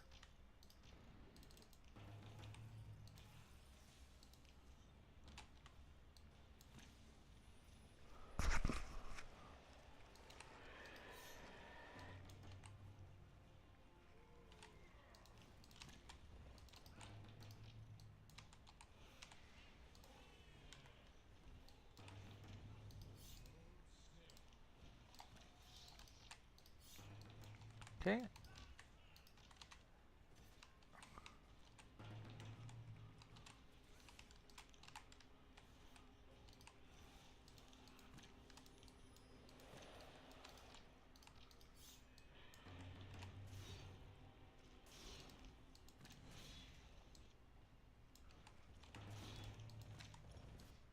He's rebuilding his tier 3. See if I can push into something again.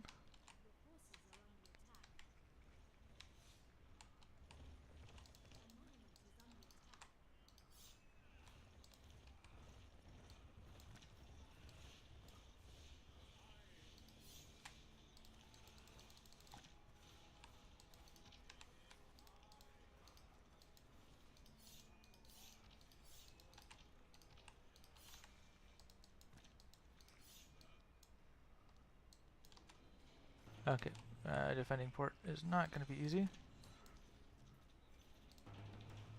but I think it can be done.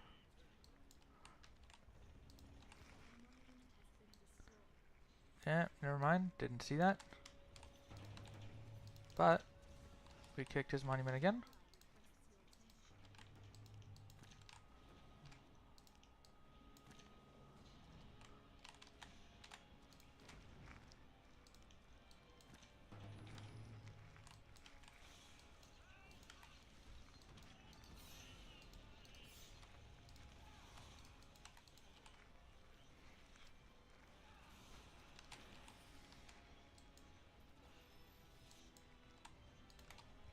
Okay, let's retake Frost. And maybe we try for tier 3 now.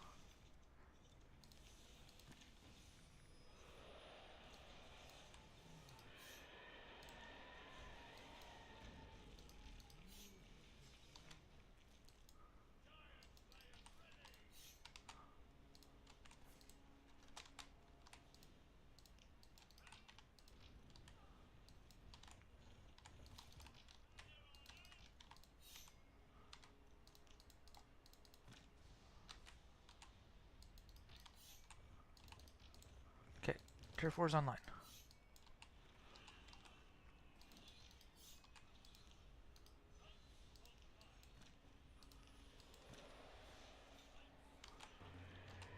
Okay.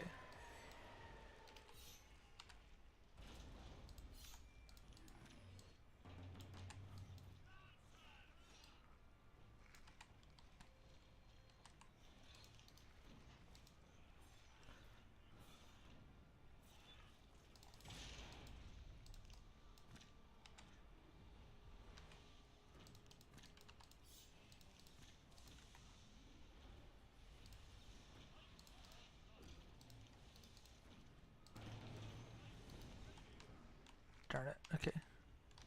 Oh, we kicked an orb.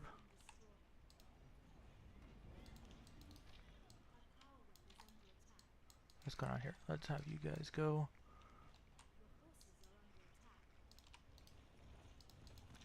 Let's nip this in the bud. Shrine of Martyrs is almost rebuilt.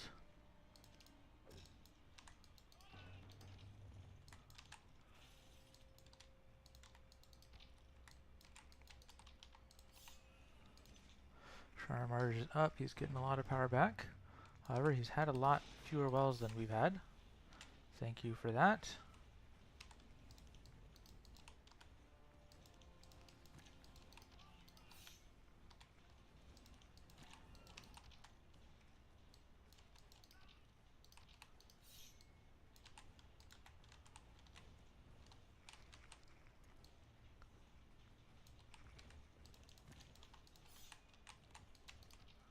Okay.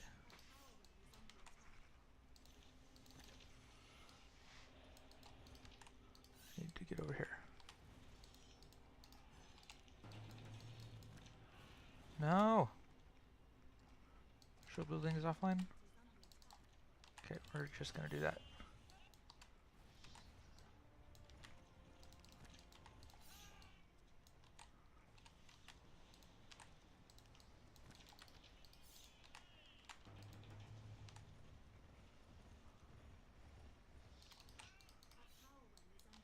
Okay.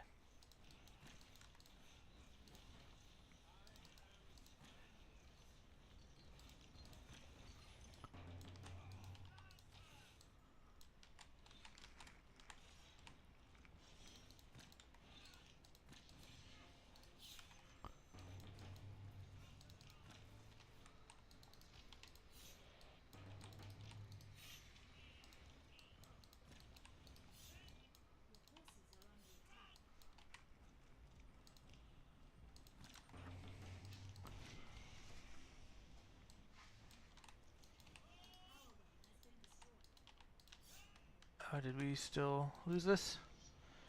Goodness.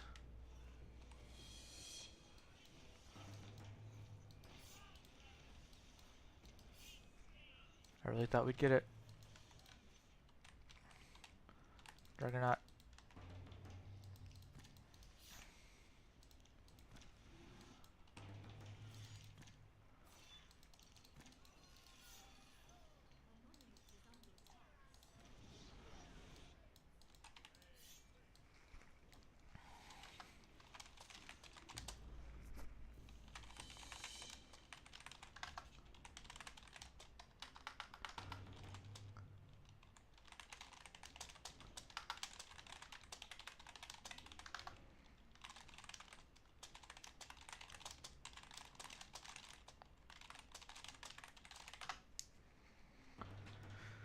Alright, GG.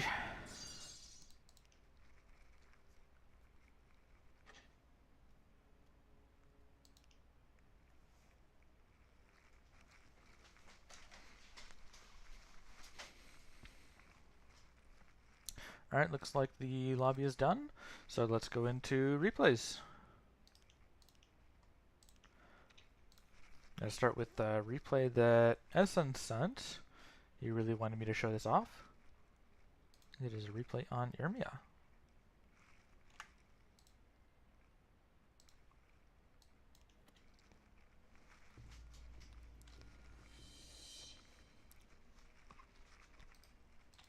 Alright, we have here a game between Essen and Shenban on Irmia. Essen at the bottom with Scavenger and Shenban at the top with the Dread Charger.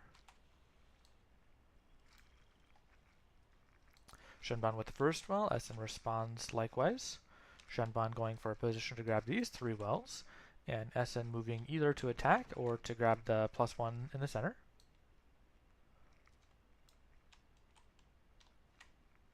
Shenban looking like he wants to attack. Essen wanting to attack. Shenban wisely waiting to grab the +1. Shenban moving in a little more aggressively close. Shenban pulls back. Essen pulls back, looking like he wants to grab a side well. Shenban back for a well on the side. Essen grabs the well in the center. Shenban grabs the well on the side. And Shenban moving to position to grab tier 2, which he might grab instantly. He does grab it instantly. Now it's up to Shenban to see if he has a Scorch. If he can get this down. He's spawning, there we go, Sunstriders. If he's spawning units, he wants to make them as soon as possible. There's the Sunderer. Picking out the Dread Charger. No Scorched Earth. Shenban going for a nasty. Some kiting going on. The Scorched Earth is waiting. That was a solid nasty. I think Shenban is defending. And Scorched Earth comes out at the last second.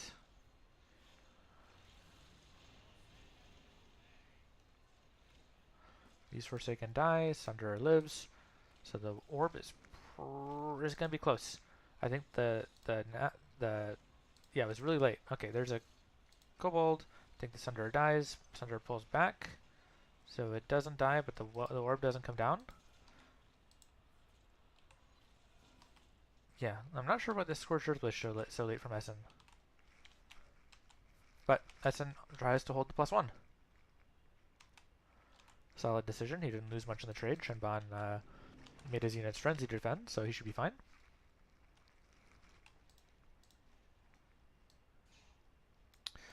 You see a Lost Reaver is a solid attack move, although there is Firesworn. So we could see Sunderer body block and the Firesworn defend, going for a Scavenger to bite and slow the Lost Reaver down. Shenban healing up his Sunderer. And Shenban's trying to make some Lost Dancer picks. That's very annoying, especially because Firesworn are human. So they're going to get killed very quickly. Firesworn repositioning, going for a bite. They get frozen. That well's going down. Meanwhile, Sunder attacking on the top, so we could get a trade.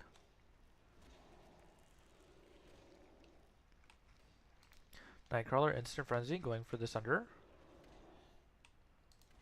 Essen Sunder is dying, and he's losing the well.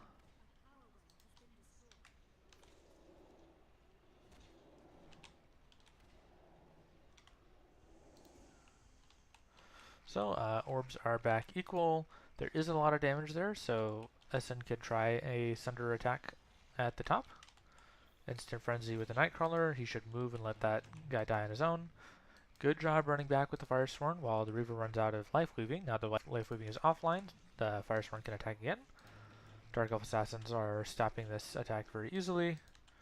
Reaver kills the Firesworn, and Reaver's picking out the Sunstriders. Reaver is very efficient in this kind of situation. We see a Sunder again. He probably wants to go for this power well. There we go, he runs past it. He doesn't have any form of CC to stop it. And this Reaver dies before the ability can come off. Good Frostbite from Shenban. Shenban has power though, so there's really no way this goes down. Looks like SN went for Erupt a little bit late. Didn't accomplish much.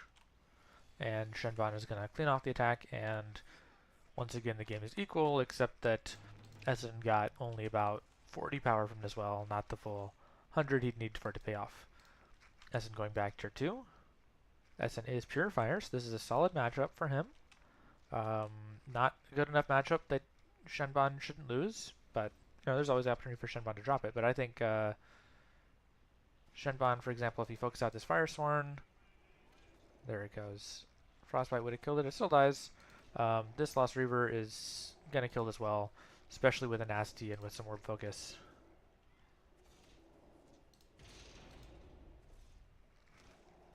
Not even needing the Nasty, well, is simply dead.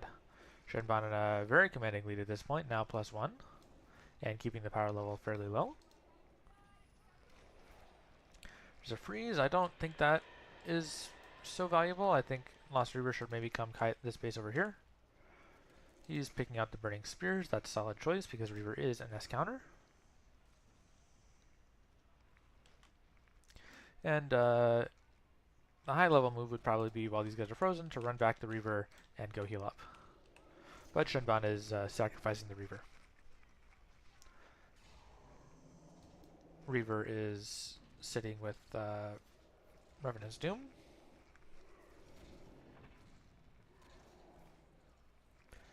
And it gets killed, no problem. Shenban going tier 3, that is very early for a tier 3, especially because you know that SN has Scorched Earth in his deck. Yeah, I don't know about that. Specifically, I think that's a bad move. The question is, does Shenban have enough of an advantage that this is going to be okay? There's the Scorched Earth, so SN is going to be able to kick this well, and probably this one also. There's a Rallying Banner. The question is, does SN kick any orbs? And he might. Well, if shield building comes up, actually this might survive. Never mind. Yeah. SN split his attention, and I don't see how Shenban loses this, but SN sent me, so I'm sure that SN makes a comeback somehow. Nasty from Shenban would clear all of this, but probably not even needed. SN doing a solid job playing at his power limit. Shenban is as well. Nasty clears that defense out.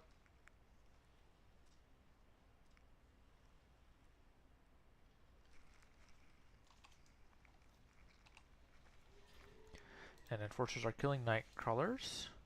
Not super sure why Nightcrawlers are coming out instead of Silverwind Lancers and Timeless One.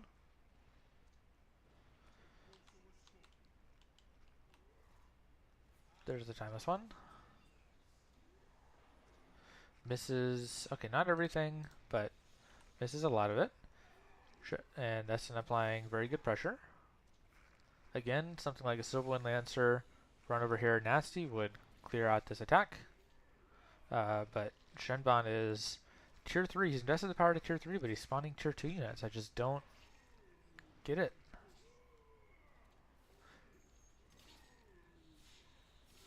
There's one well kick. And Shenban is quite far behind tempo, so he might lose another well. And then at that point, he's tier 3 with such low power. There's Silverwind Lancers. Nasty would clear it up. He's decided not to Nasty. There's the Nasty. But now, Essen went from being up wells, he's now behind wells. Or sorry, Essen is now +2 wells. Shenban is tier 3 with very little power. You can see, well, he's got a good chunk of void power. The life weaving, Nasty here was good. Essen's enforcer charges should be running low, but Essen has such a power advantage. I don't really agree with the +1 there. I think in this situation, Essen wants to keep the power levels lower because either he wants to go tier 3 or he wants to not let Essen have any power. Okay, fine. He treats it like a rallying banner. Okay. I'm okay with using it for this purpose. It's a lot riskier than a rallying banner, and it binds 50 more power, but it does give you power income over time, so that's probably a solid move. I still think rallying banner would be better, but it's fine.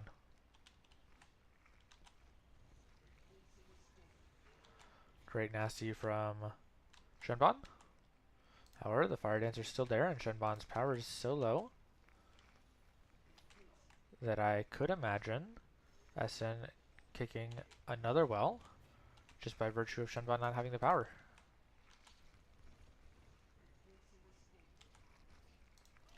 More enforcers. I feel like Essen is at his power limit. No, he's at, no, never mind. He is at his power limit. These enforcers move to the next base. And Shenban probably doesn't have power to spam 3 building protects. Has a really close rallying banner. The well doesn't go down, so the eruption was wasted. But both of these are low, so one of them is probably falling, possibly both of them. Shenban has got the kick here. It depends. I think the enforcer charge actually does stop it. Nice defense there. If Shenban had Nastied, I think that would have kicked it. More attacks coming in here. Burning Spears would be good, but Shenban is holding with the Kobold Tricks. He is still -3. So if Essen can go tier 3, Shenban dies.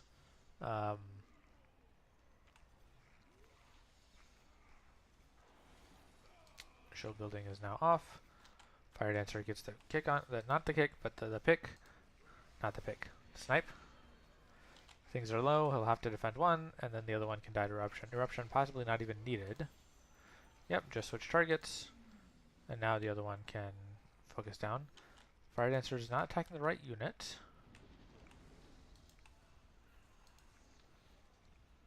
There we go.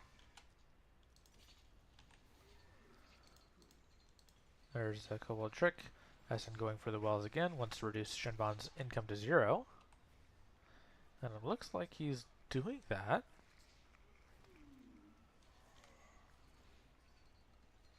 So yeah, this game was Shenban having a tremendous advantage out of the tier 2 stage, let's say. And went tier 3 really early, kind of before he had enough power. And then defending the tier 2 attack with his own tier 2 units, even though he's bound 250 in tier 3. So Shenban holds, but he just doesn't have power. So yeah, we just switch targets. One of these orbs is going down. Shenban trying to launch an attack here, but I think it's way too late. He does defend this orb, but now this orb is taking serious damage. And Essen doing a very good job attacking multiple spots, keeping the tempo going. And this orb drops. Shenban really wants this. The Nasty would take it, I think. But it does anyway. Shenban probably quits after accomplishing that because he's got nothing left. Or maybe he wants... Okay, there we go. There's the GG. Well played from Essen in the second half of that game. now. I think I want to wait till Yabro to do the juicy Radical X replays, but I do have some replays sent in for rookie reviews. Let me pull those up. Let's see. I've got one from Hawkeye. I've got a couple from Mad Villainy. We had a coaching call, so how about we wait? The Hawkeye one was also Mad Villainy, so those might be the same replay. Let's go ahead and wait to do those either later tonight. Probably I won't stream that much later, so probably another day because Mad Villainy did have the coaching call. Let's download these two replays from Suntear. Suntear or Suntear? I don't know. You need to let me know. Okay, so first replay, he said he's lost about what he could have done better, and that's the one on Halidar. The second one on Uro says that he lost against Shadow, not sure what he was doing. He's afraid of getting Void Stormed. Okay, so let's start with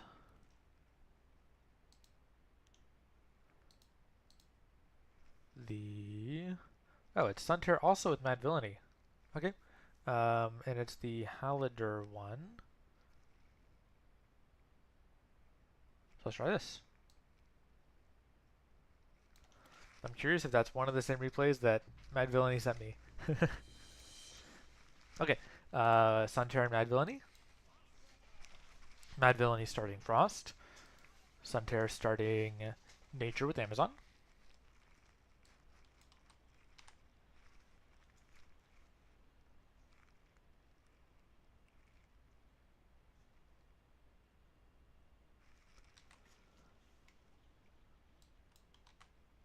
+1 from Suntear and +1 from Mad Villainy. So far, very standard opening.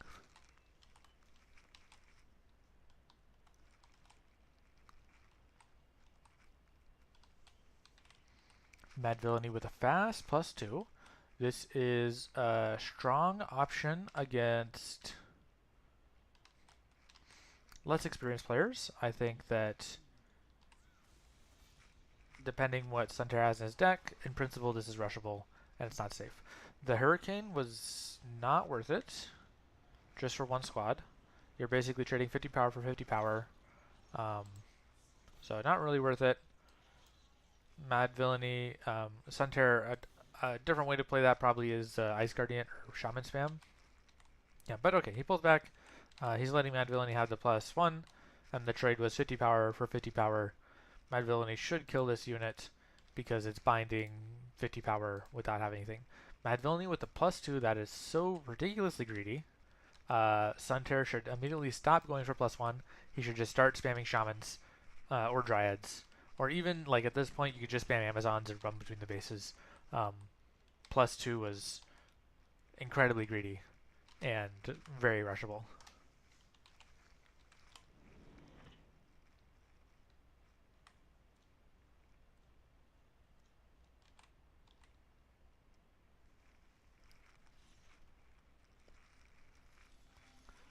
Light Blade, I think that's a very nice pick to force out trades against the more expensive nature units.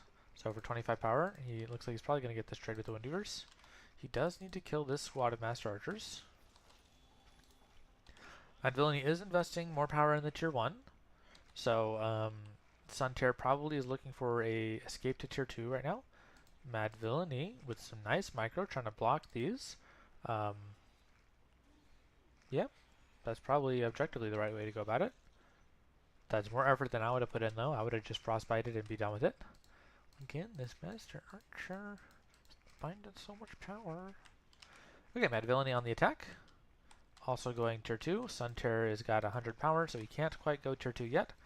So Mad Villainy got... Oh, never mind. He's got the tier 2 going up in the back also. Mad Villainy has a lot of power bound tier 1. I think you should get those in the fight. Just be aggressive. So yeah. I think we've had the coaching called Mad Villainy that he is being way too aggressive taking extra wells. So he shouldn't be doing that. I think if Mad Villainy launches the attack here, puts the home soil down, or Ice Barrier and possibly the Home Soil, then it's a different story. But instead, Mad Villainy is trying to hold the +1, which might be possible. Stone Tempest is a very good card when you got a lot of micro. I personally don't like it because you got a lot of micro and it's, you know, I don't know. Lightblade, for example, can grab it and prevent him from shooting units around. But if Suntear has the micro, he could do very well. I don't want to say Stone Tempest is a bad unit, but yeah, not really the way I like to play my deck.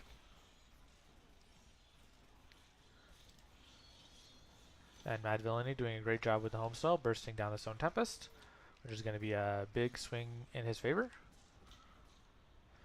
Suntear pulling back. Nope, not pulling back. Keeping up the attack with the Spirit Hunters. Looks like he is trading units, I think, or switching units. That's what you want to do with Spirit Hunters. Keep switching targets. Hurricane on the defenders before they get their stance out. That's good. Don't run away. Keep attacking. Okay, the stance does come out, but this should still be a kill on the defenders. Frostbite's another good pick. The Crystal Fiend does make that difficult with the defenders. And we see that Suntear has responded with a Crystal Fiend of his own. So it looks like both of these players are playing Tier 2 only Stonekins.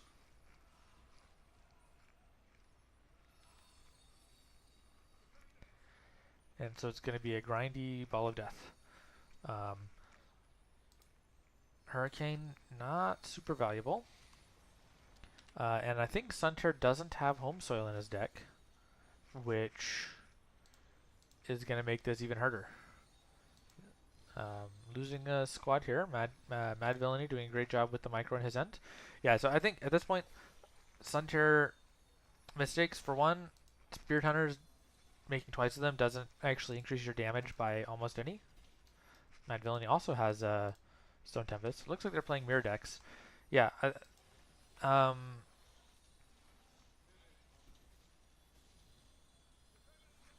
Yeah, so Mad Villainy is doing the good Stonekin Snowball of Death. Good job. Suntear is trying to counter that pretty inefficiently by doing too many Spirit Hunters. Couple ways to counter it would be to pump small counters, which he probably doesn't have. Good job on the Stone Tempest sniping out this Crystal Fiend. But yeah, it's just all these powers bound in Spirit Hunters, which are not going to do extra damage. If you had to spam something and you don't have your own defenders, or you don't have Cannon Tower, or you don't have Mauler, then what you would want to do is just probably spam Storm Singers. Ice Fang Raptor would be another pick. I wouldn't recommend it, but I don't know what is in Suntear's deck. Yeah, you can see all the Spirit Hunters. The damage doesn't stack, so I don't know if that was like a desperation move or if that was just not knowing. But the poison damage applies once, and every other shot does like 4 damage per shot. So that's less than any tier 1 unit. So the damage from Spirit Hunters comes from the poison, so you want to be switching targets, stacking the poison up on each one.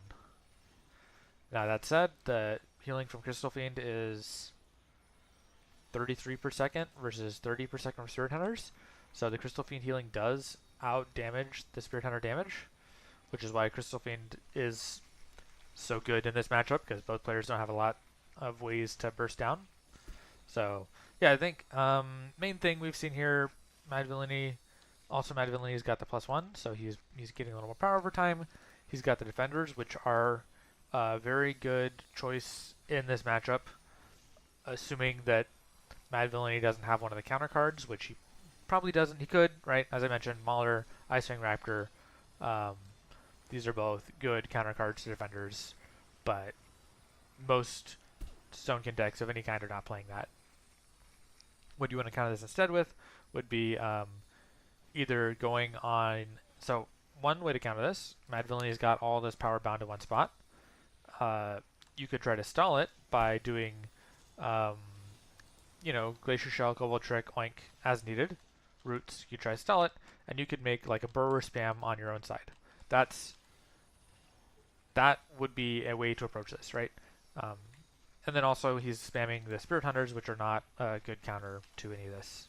Especially against Stonekin, Spirit Hunters are bad. Well, I don't want to say they're bad because Stonekin has a lot of units, and so if you're doing damage to each different unit, that is high value. But without the burst, Stonekin has their own tools to defend this kind of attack. So it comes down to a lot of micro, but spamming Spirit Hunter certainly is not the move. So yeah, what I'd recommend if you think you can't counter the defenders, which is fair because the idea of the defenders plus the Crystal Fiend is that some decks can't counter that.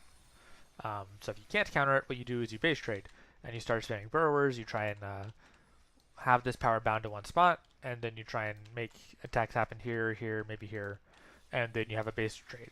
But the the defenders are nice because you can't kill them. That doesn't mean they have high DPS. So 1, 2, 3, 4, 5. If you had 5 burrowers, and really they also spent 25 power, so if you had 6 burrowers versus these 5 defenders, you could have 3 on this base, 3 on this base. Wells are going to go down fast. You're going to trade way faster than Mad Villainy can trade his defenders, right? You oink, you root when they're too far away, you hurricane them when they're out of route, you put Cobalt Trick and Glacier Shell. This well will die, 100%. But you can see that even here, right? Suntear is playing the Spirit Hunters, but okay, he quits. Suntear is playing the Spirit Hunters, but 2 or 3 of those Spirit Hunters are not doing anything at all. So he could have easily put 2 or 3 of those Spirit Hunters into burrowers, attacked his upper base, while Mad Villainy has got the power bound in this fight. And as you see, he is getting overrun, but he could be getting counter kicks on the other side. So that's the way to play this. Hope that was helpful, Suntear, and let's look at the next one. It is a map on Uro. Here we go. His comment was that he lost against Pure Shadow in late Tier 2, despite feeling like he was doing okay. Maybe he needed to win using Tier 3, but he's afraid he'd also go to Tier 3 and lose to Voidstorm. Okay, so it looks like Suntear is playing a Tier 3, which is a little bit weird to have Crystal Fiend and Stone Tempest in a Tier 3 containing Stonekin. Probably he's missing something I'd consider quite essential. But let's see. It's Stonetear versus Mr. Guzman. Guzman. I do not know this player. This will probably be the first replayer game I've seen from Mr. Guzman. Guzman starts Shadow, and Suntear starts Nature with Woodweavers. That is the correct decision. Good job. An alternative would be Spearman, probably slightly better than Windweavers. But if you're playing a Stonekin with Tier 3, you probably don't have room for the Spearman. So, Windweavers take the well. Guzman looks like he's trying to push power, go for a second well. I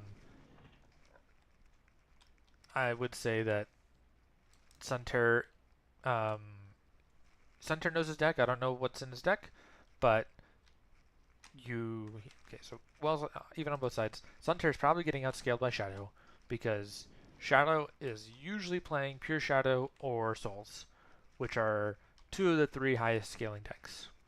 The other highest scaling deck would be Pure Fire. So when you see Shadow come out, I mean, it could be Bandits, it could be Ami, in which case this would be a dumb move from Guzman. But the fact that Guzman is being aggressive in wells probably means that Suntear thinks he'll get outscaled. Suntear should probably just try to put a stop to that. So instead of going well for well, if Suntear starts to stack up a bunch of Windweavers, he could push the +1. Now that's a higher level strategy. I'm not necessarily going to recommend that always for beginner players or intermediate players, but if you want to know objectively the correct call here, objectively the correct call is to start stacking Windweavers, probably 1 Spearman, and go for a trade. End result here is that Guzman is +1, and both players going Tier 2. Suntear is going to get his Tier 2 up faster. It is Pure Shadow. So a Burrower and a Storm Singer with an Oink in the back pocket is probably enough to kick this well because Guzman is low on power. Suntear spawning Spirit Hunters. That's fine, but it's not going to help translate into attack. And remember, the Guzman is +1 on you, so you do want to make an attack. And in fact, Guzman is kicking out these Windweavers. That's another thing. Crystal Fiend, again, very good in support, but probably not valuable enough in attack right now. So, I mean, it's fine. if Suntier wants to build up a massive army and grind Guzman to death, that is a way to play it. The danger is that Guzman is currently plus 2 wells, so if you take 5 minutes to grind this down, those wells are going to pay off, and he's going to escape to tier 3, which you don't want. Whereas instead, if you played, instead of these support units, if you played 2 Burrowers, a Stormsinger, 1 the Shadow Mage, you could recognize that the tempo is on your side and simply rush the well. This Crystal Fiend also, okay, he's got no targets to hit because nobody is injured, and the Spirit Hunters need to be switching targets a lot. Microing to avoid getting killed by a Shadow Mage. He does, that's good. So Suntier should be able to overrun right now. This Crystal Fiend should be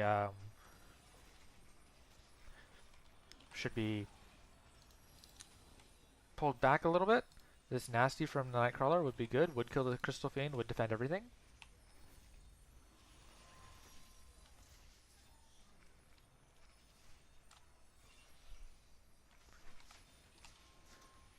There's a Burrower.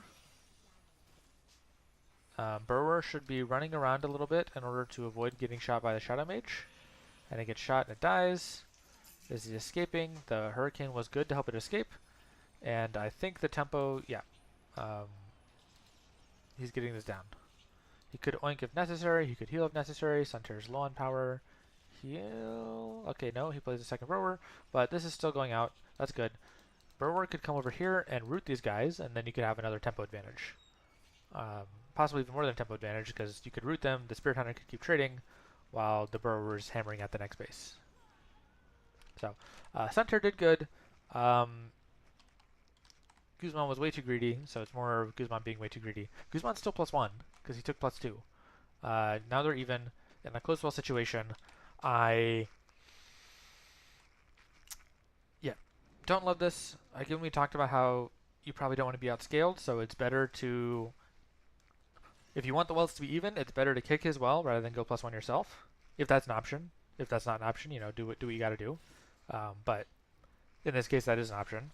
So I'd rather not see this well taken. I'd rather see continued attack with Burrowers and some Stormsingers, and just Guzman does not have the power to defend this. Here we see a Stone Tempest. That's a very strong card against Shadow if Shadow is not running Night Guard. If Shadow is running Night Guard, this becomes tricky. Okay, there's an Aura of Corruption. Guzman is taking a long way out of the Aura, but I think he's getting out of there.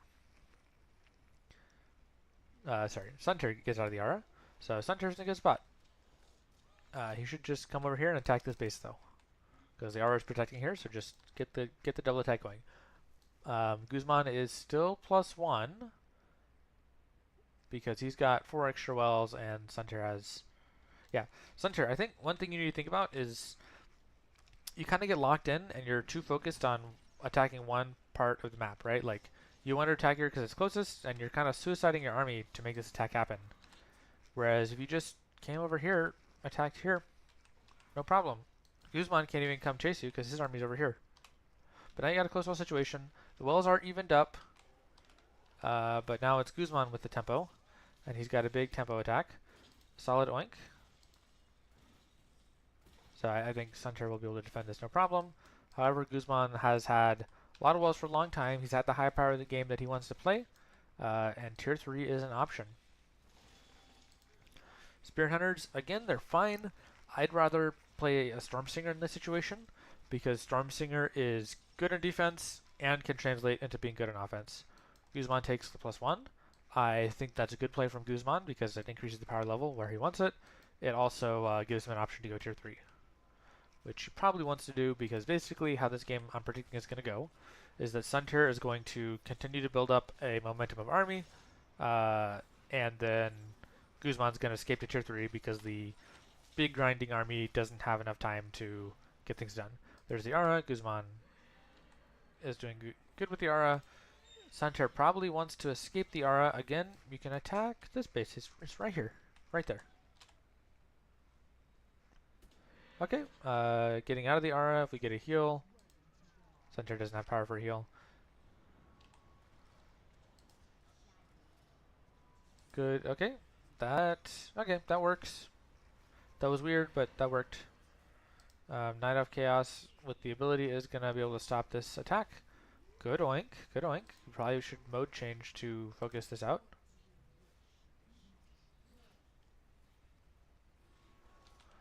Hurricane would be good to prevent the repair. Possibly making a Storm Singer over here to attack this position. Yeah. Okay, there you go. Attacking the well. And good job. Now you're going to have to contend with the counterattack. And again, Guzman is pushing the wells really high. So, yeah, you're fine, but you kind of need more than you're doing. And you should recognize that Guzman is being ridiculously greedy, so you can get more than what you're doing. You're playing this as if Guzman has slightly overextended or barely, or, you know, you're not overextended at all. And this is the right way to play if Guzman has barely overextended or not overextended at all. However, Guzman has way, way, way overextended. You could be playing burrowers to 3 different bases and kicking them just based on the tempo right now. Again, we're seeing the double Spirit Hunters. So remember Suntear, the Spirit Hunters are not stacking. So you really only need 1. Maybe 2 if it's a massive army and you want to double dip everything, but really only 1. Crystal Fiend also, you don't really have enough units to support it, so I would consider Crystal Fiend as like, play it when you've got maybe 4 or 5 units, or 2 or 3 defenders, something like this. Guzman now has the tempo swing back in his advantage. And I think most of these wells has paid off, right? That well paid off.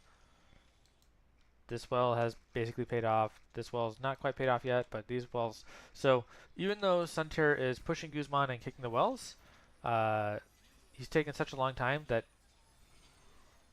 Huh? I have no idea what Guzman is doing. Okay, that was a good corpse explosion. Can he get a second one?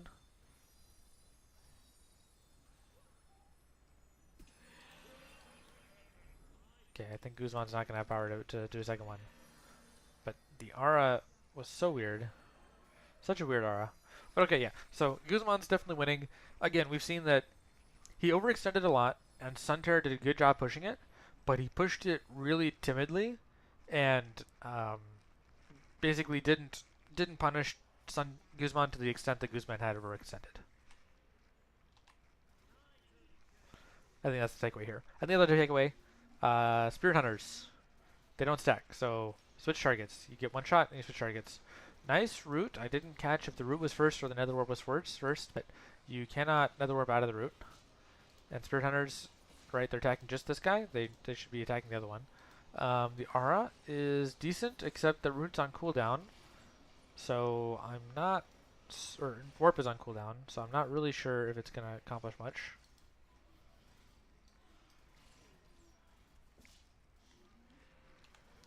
Guzman is basically spamming units, and it kind of works just because he has the so much power at this point. Nice job from Suntear attacking burrowers. This burrower should also attack, and you probably want to get a little bit more invested, right? So for example, a Storm Singer. Okay, so this guy's frenzied, so now you just run away. Run away, wait for the frenzy to come out, and attack again. Right, and this guy's attacking here. Or you could root him and move around a little bit so he can't attack you. That's another trick, right? You would have kicked this for sure if you just rooted him, walked around the corner, and kept attacking. Suntear going with the Stone Tempest. End of the day, still not accomplishing what he needs to accomplish. The Oink was a tiny bit early. I think it's fine. Guzman could warp to save this space. But no, Suntear gets it down. That's good. Now go and attack this space back again.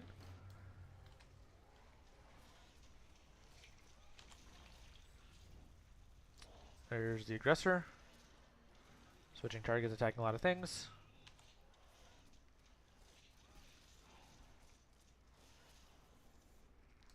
Knight of Chaos doing a good job stalling.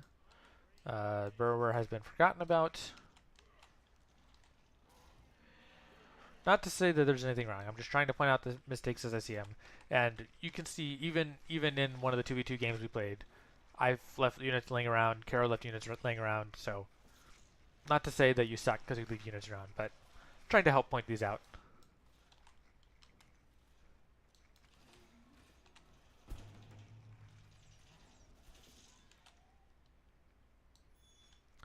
So corpse explosion was nah, not even fine. I don't think it killed anything except another kiss. It was gonna die anyway. But Guzman just has so many power wells. There's a harvester. Harvester is fairly difficult for Stonekin to counter. Depends what Stonekin's got in the deck. When harvester comes again, what you want to do is you want to stall it, trade against it if you can by stacking Stormsingers. I haven't seen Stormsingers. It's possible Sunter doesn't have them, which would be a mistake. Stormsingers are super good. Yeah. So what I would do here, I would stall him, which is good, and then have the burrowers attacking other parts of the base. What you're doing here, that's good. If you were a little bit faster on the oink, perhaps not enough chaos gets away, but that's good. Yeah, keep running around. The ability's over, so you can run back and continue to hit the base. And good job making sure that harvester gets nothing done. Yeah, Sunter's doing a lot right. A lot right. I think it's just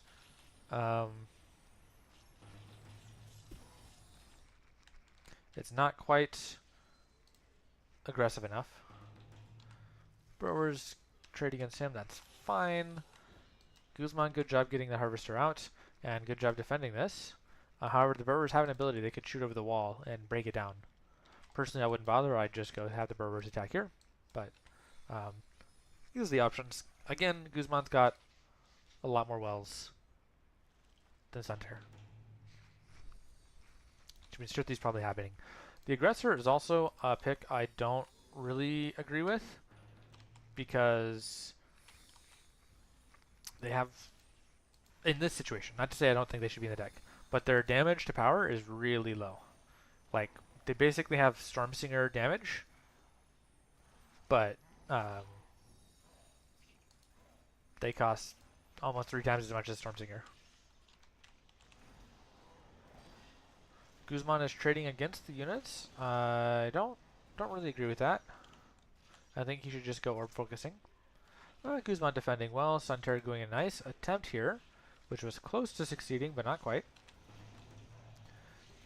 And Sunter doing a good job defending these harvesters. I think the harvesters should have been just going for the bases. I also think that Guzman should probably have gone tier 3, where he's winning this. Nice job from Sunter kicking these wells. Guzman now going for a counterattack. Guzman's almost got the kick here. He could nasty and that would kick it. These burrowers are needing to move around. They could come back here and continue the attack. There's a harvester, and we're actually seeing what I recommended Sunter do being used against him. Sunter's now got all his power bound, so Guzman was able to use the pet tempo to launch a surprise attack on the base. And it looks like there was also some corpse explosion shenanigans. So yeah, good job from Guzman. Definitely a little bit rough around the edges for both players, but I think we're definitely seeing some promising play here. Once again, for Sunter, advice here is A, play Stormsingers. B, play Spirit Hunters probably once and switch units a bunch. C, in this particular case, try and understand how greedy Guzman is. And, you know, I think you probably had a switch of, like, he's too greedy or he's fine. And he's too greedy, so you attack, that's great. But he's, like, super too greedy, you attack kind of in a different pattern than if you attack if he's just a little bit greedy.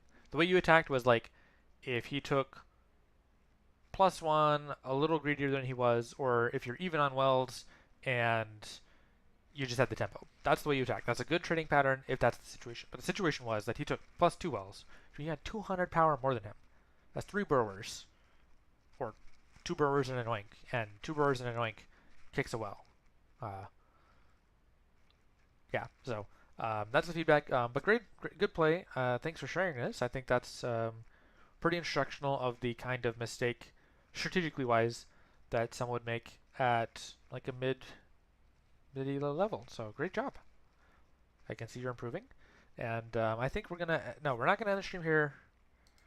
Well, we might end the stream here. Give me 1 second. And then I'll come back and we'll see if we do one more game. I did see that comment about the player who struggled with Stonekin, or Lost Souls, so perhaps I will solo map of the day with Lost Souls if I have time. I need to check, so I'll be right back soon.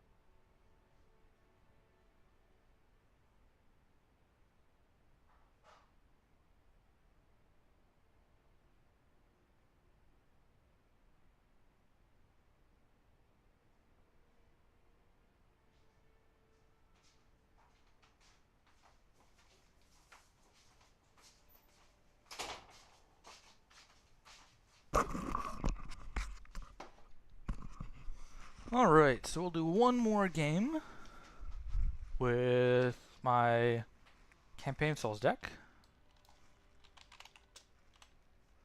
So this is the deck that I play for Souls. And let's solo Raven's End.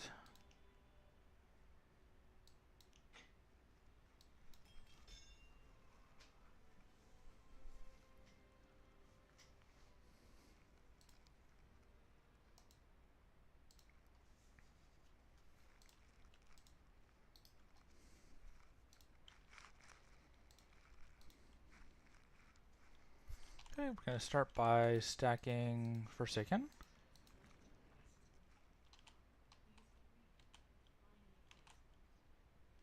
You know what, let's play a little preemptive. I know that maybe here. I'll play it maybe here. I know that we're going to get a Raven ship attacking us later, maybe like 5 or 10 minutes in. So I'm going to play the Souls Placer right now so I can build up corpses and defend that. And again, that's an example of how I'm saying map knowledge is really needed to play the deck to the full extent.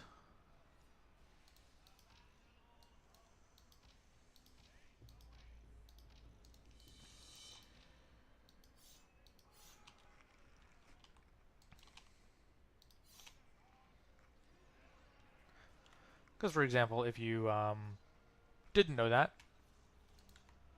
you'd be...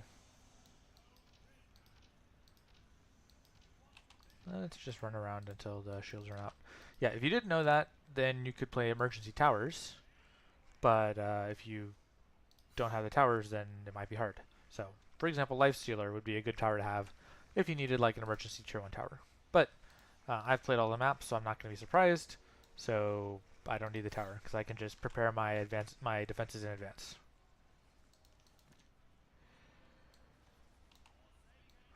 But that's the kind of thing how I would say that my decks are not beginner friendly. Or the decks that I play normally, if you ever encounter me in the wild and you want to know what I'm playing, the decks that I'm playing are not beginner friendly. They're decks that I like playing for one reason or another, and they're optimized for not beginner friendly. I like playing high micro decks, so they're probably optimized for high skill expression. Let's say, put it that way. You know what, can we grab the corpses? Let's pull them even a little closer so we can stack even more corpses. And let's put corpse sharing on so that I don't grab healing. I'll just heal up manually. By manual, I mean I'll heal up from the passive healing by being next to one of your friendly buildings. Let's grab these corpses. There we go. Alright, we're full up on corpses now.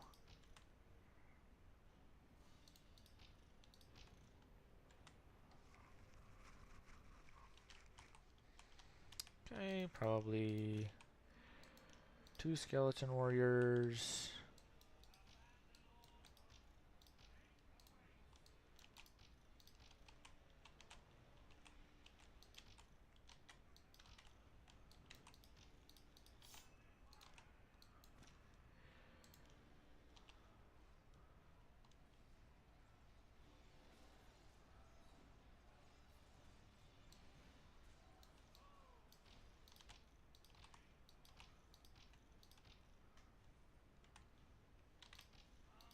Okay, we'll pull these guys away.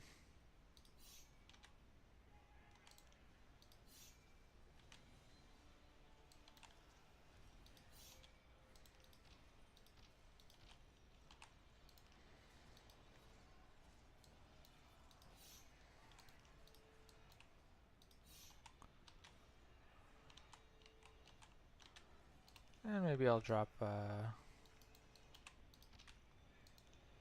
should I? Yeah, I think I'll drop one more right here.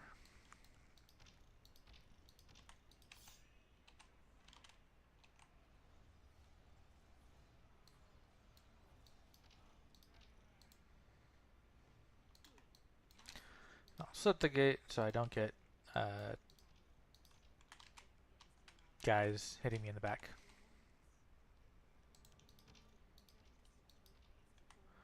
I'll sit around here and heal up for a second.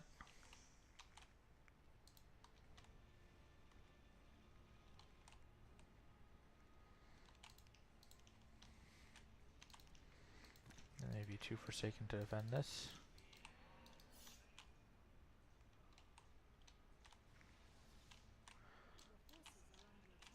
I'll let them heal so that I don't have to micro. And let's think about how we can fight this guy.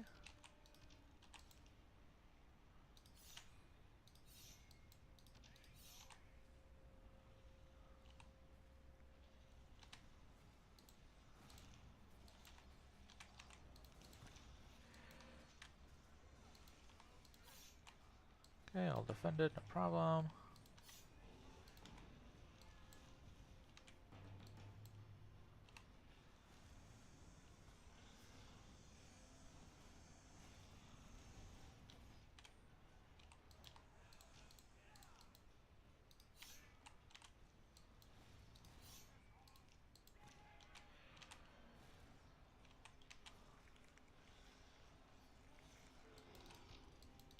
Okay. There's the Raven ship.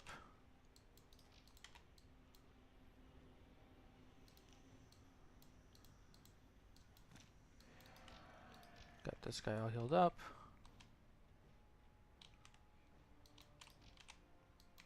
Okay. So what we're gonna do, we're gonna use the ability. And then we're gonna focus out this building.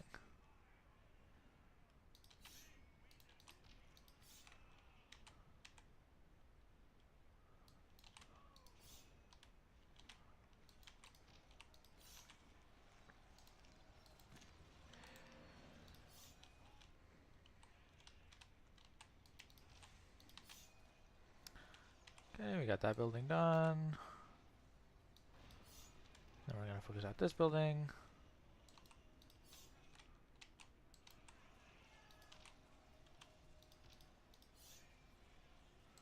Raven ship has not attacked me yet.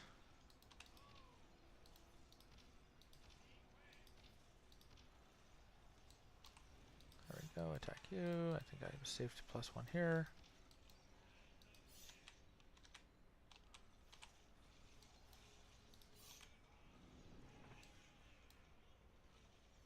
Okay, great, no problem.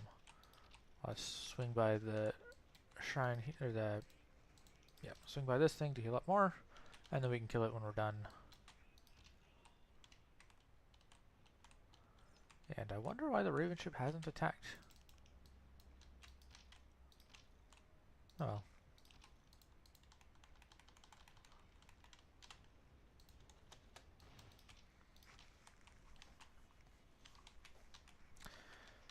So it looks like I didn't even need to build this. But if I did... Okay, here he comes. Maybe I'm coming in. He's coming in for the attack right now. So yeah, I think that's what's going on. So I'll just chill here.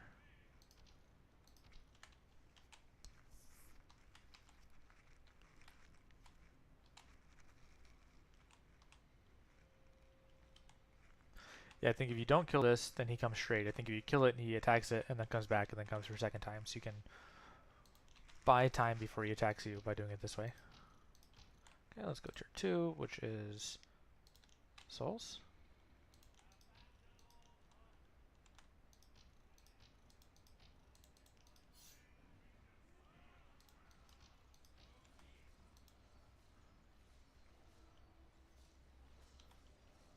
And let's play my Balmer Shrines.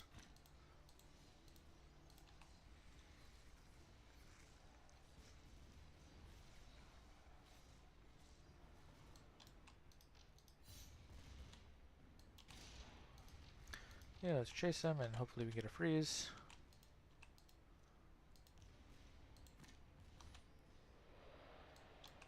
There we go. And let's kill him.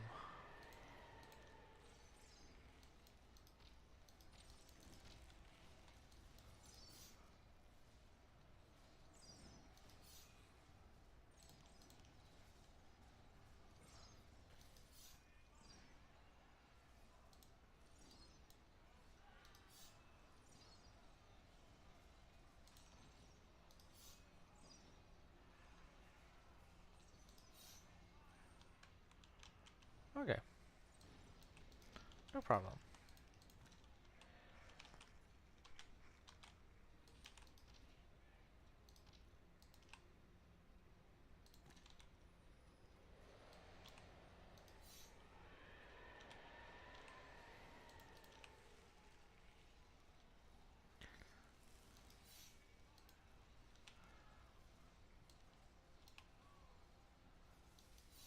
Let's go 4 units, and then the Shadow Phoenix should be able to revive even without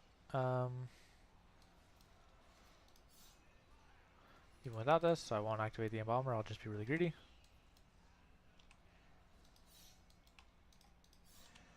There we go, Phoenix revived. Pull it on the side so it doesn't kill.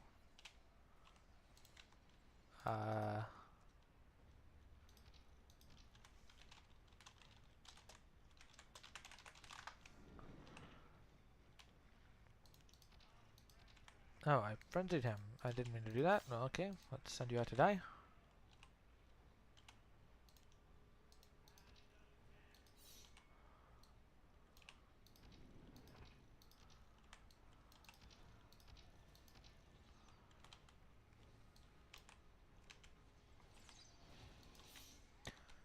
Okay.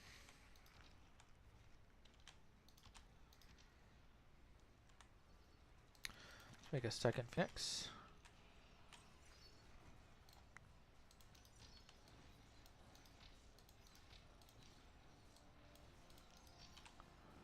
Group them like this. Maybe one more third Phoenix. Activate the Embalmer Shrine.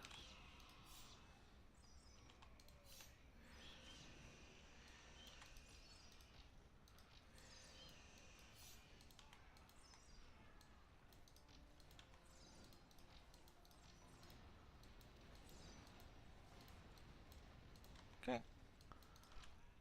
All good.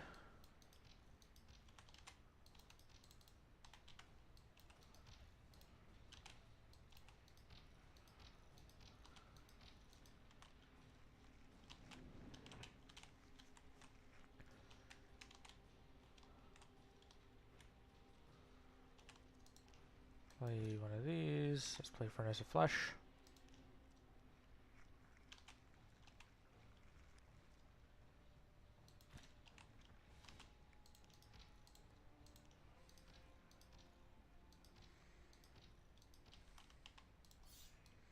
We don't need this anymore either.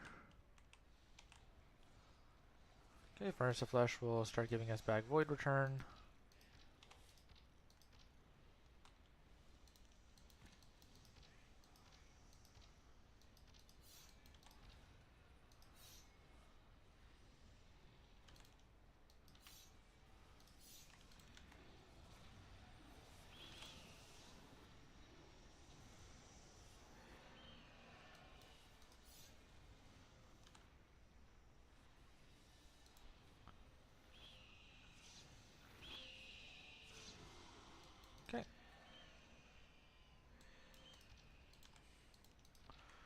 We can go tier 3 now with Shadow.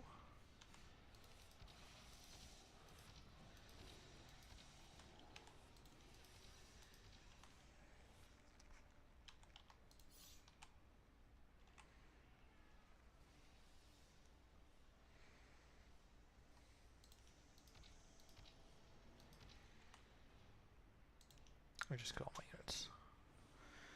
Now I'll get the Void back, or most of the Void back at least. And I can start playing Lost Horrors.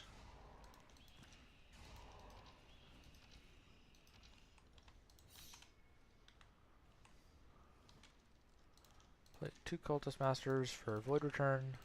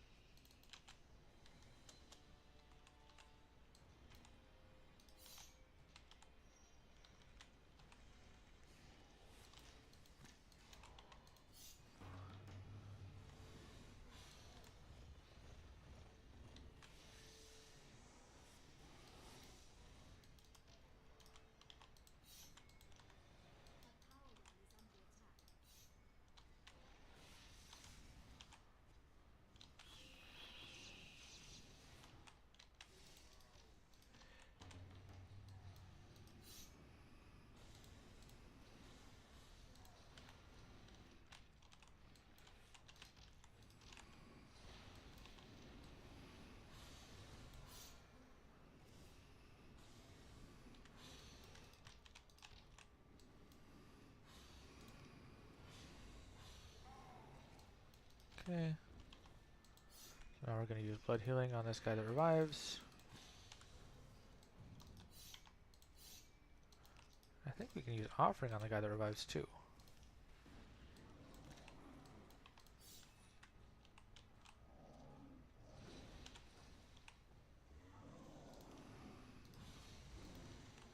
Let's freeze him.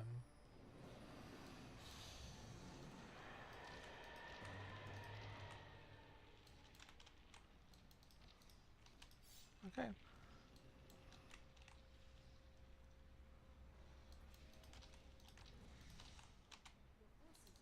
Easy enough.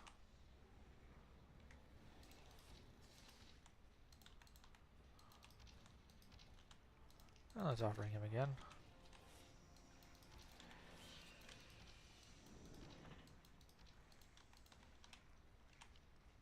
Let's throw in one more of these guys.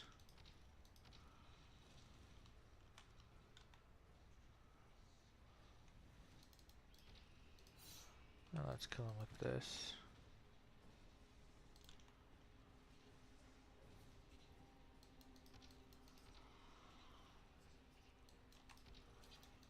Okay. Last horror.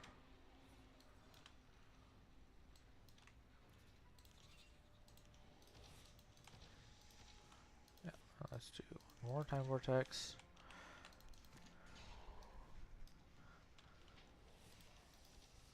Let my Cultist Masters heal up, and then we can make one more Lost Horror.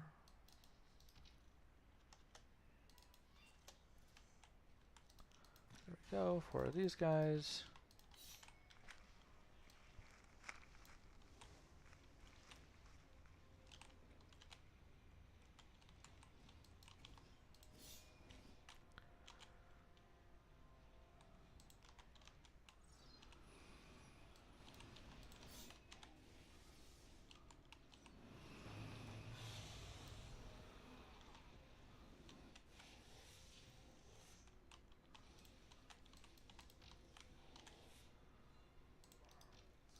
Gonna make one squad of these just for healing a little bit later.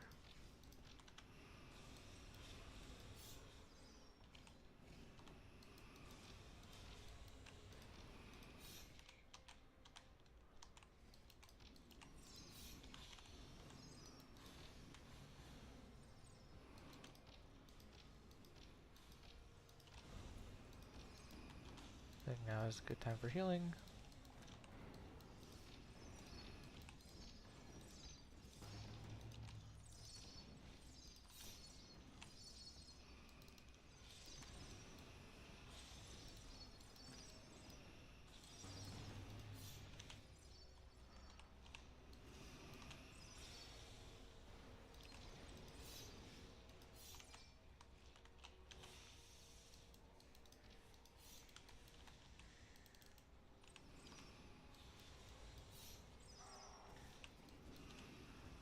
Let's grab one of these night crawlers and come back to make healing.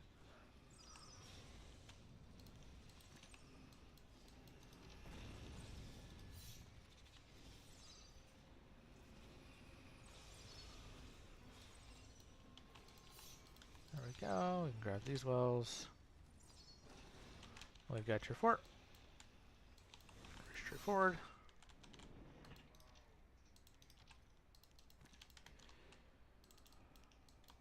Now what I think I'll do is I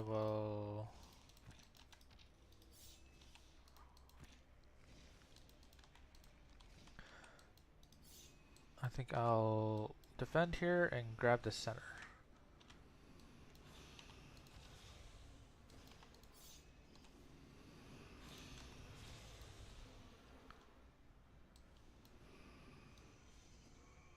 Okay, and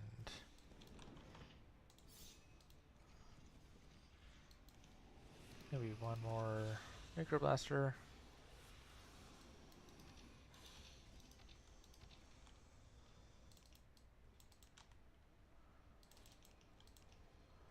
Let's kill these guys.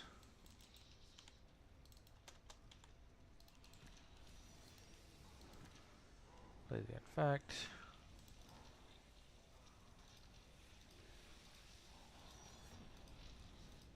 Get my cultist master out of the danger. Okay.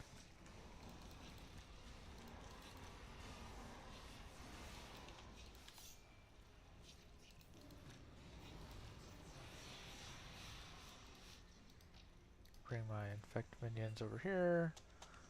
Kill them by the furnace of flesh. I think maybe one warlord and 2 winter witches is a good combination. And then some cultist master for void return.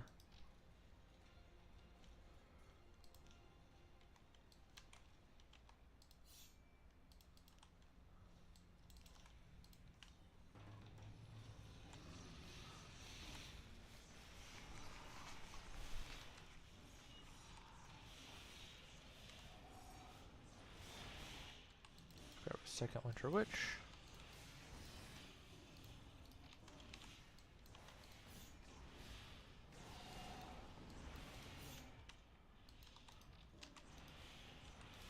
Maybe a 3rd winter witch. Winter witches are good.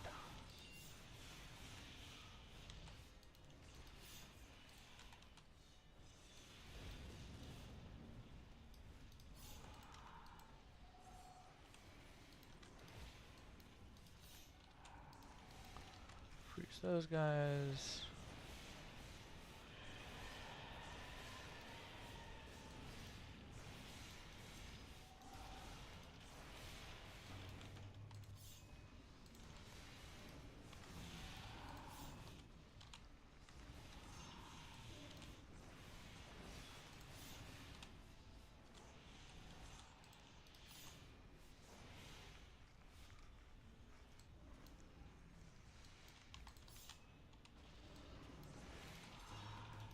Okay.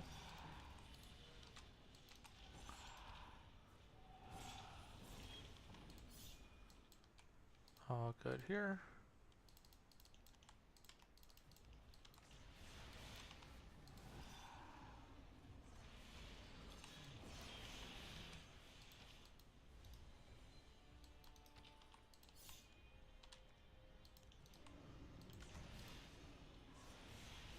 Shield building. Infect, frag assault.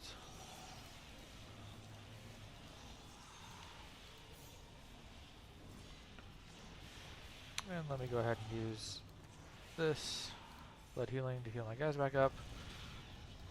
As we discussed, blood healing gets damaged by the shield, so if you're blood healing someone on the shield, they don't really take damage.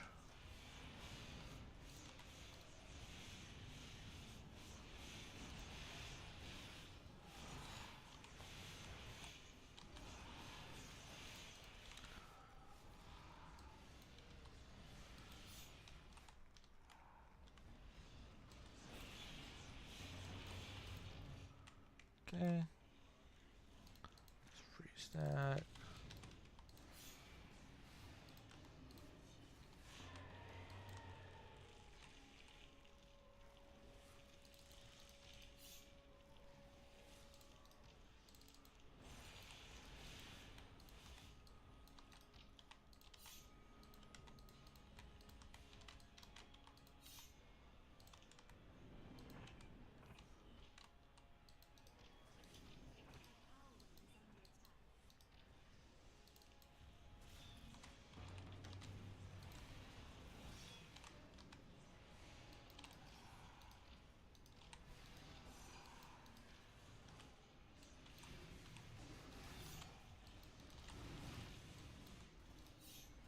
Okay.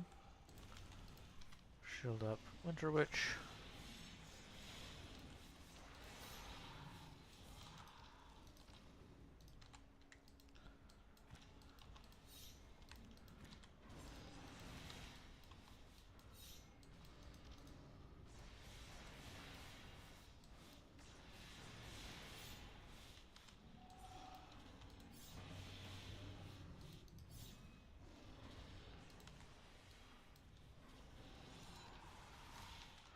Okay, I'll leave that building standing.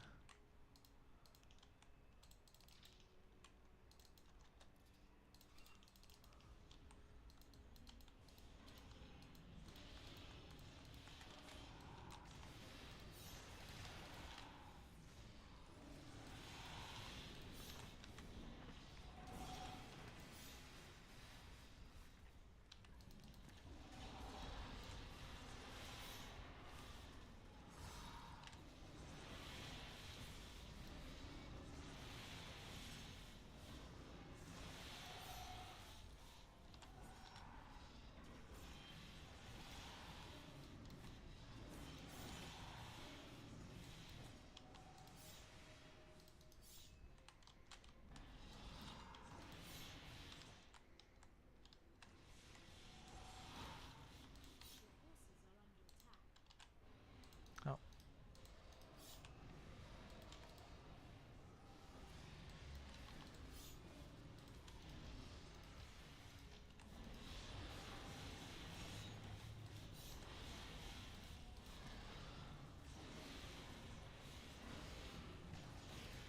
Actually, I don't need my Valmer Shrines, I might as well kill them.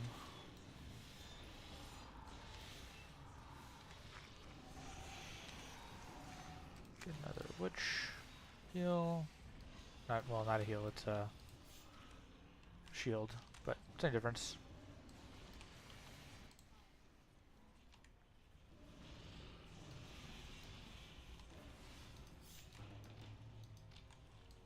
Okay.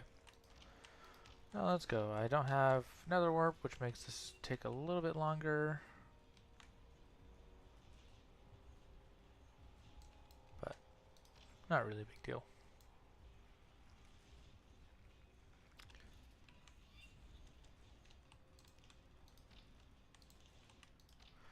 Let me place some offering on my Winter Witches so I can get more dragons out faster.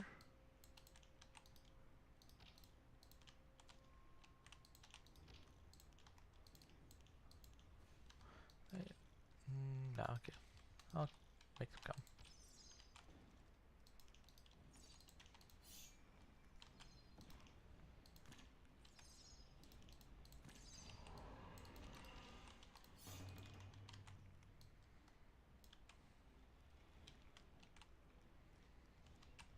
Okay, and I'm at my... No, I'm not. I've got crawlers. That's why it looks like I'm at my unit limit.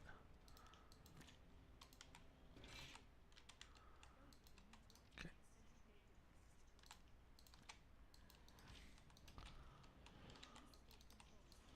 Okay, let's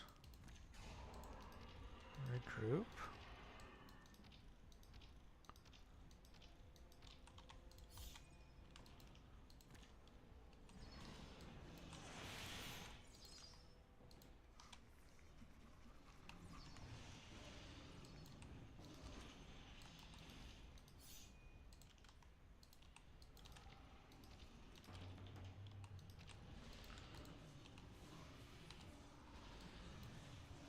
And I was blood healing this guy.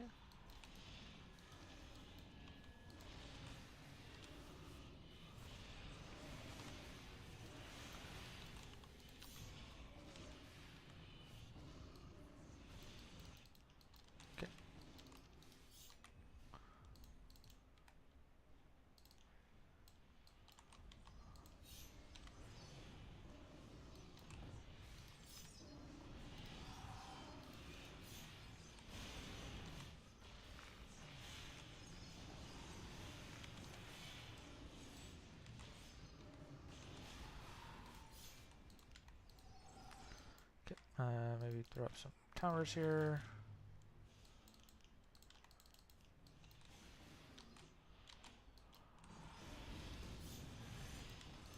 I'm getting hit by the artillery.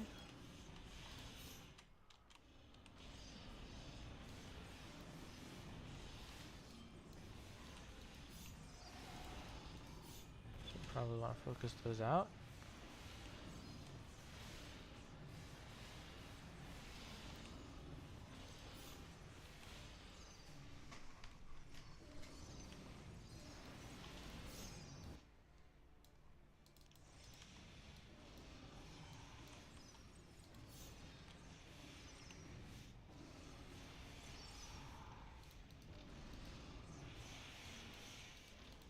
Okay.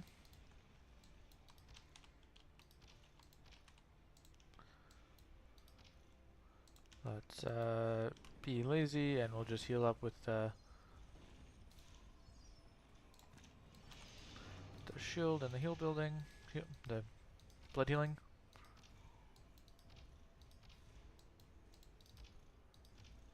Okay.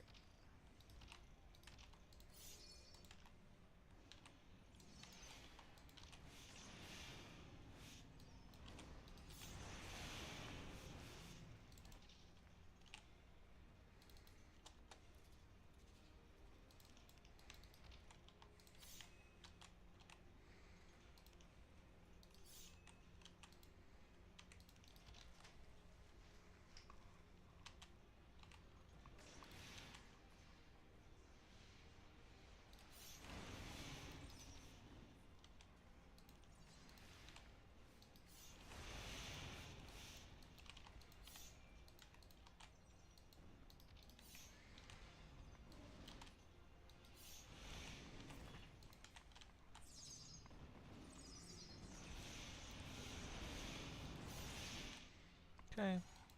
Let's throw more buildings out here.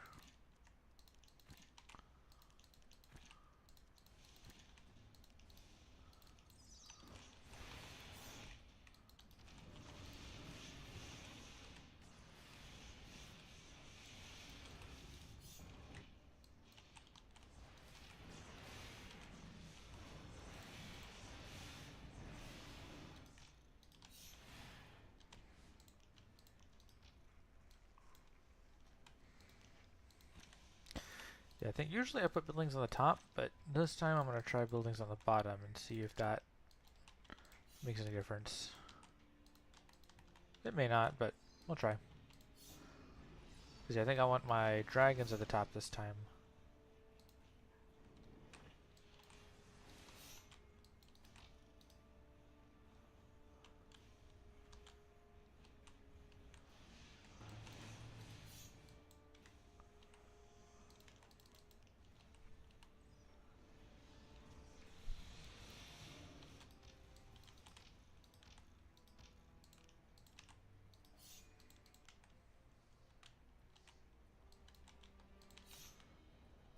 Actually, I want to try... Oh, population limit.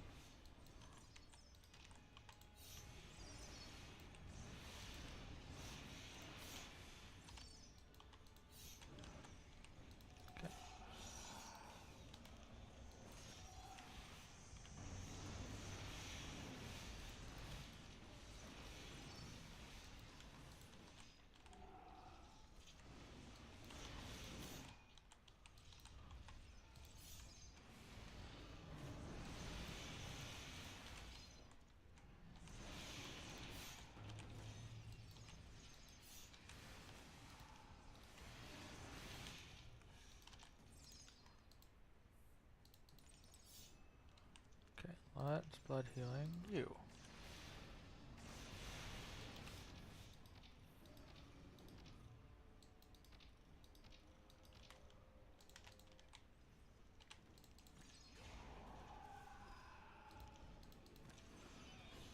I did that just so I wouldn't lose ground presence. Ah, I lost it anyway. Okay.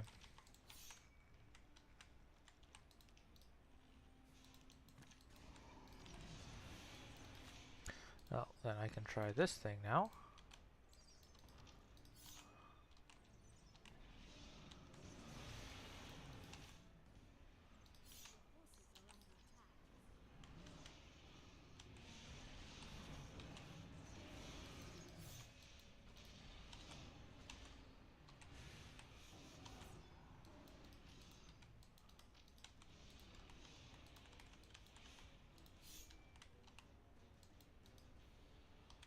Okay.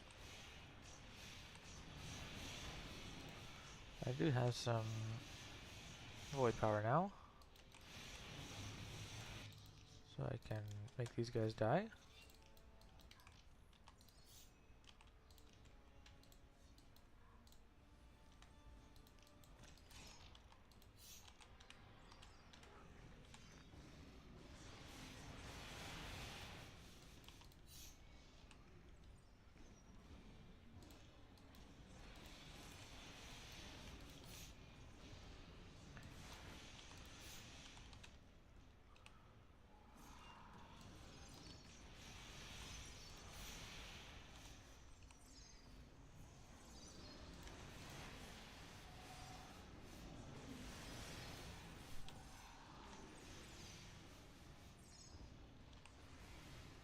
Okay, and let's have you. Okay, never mind.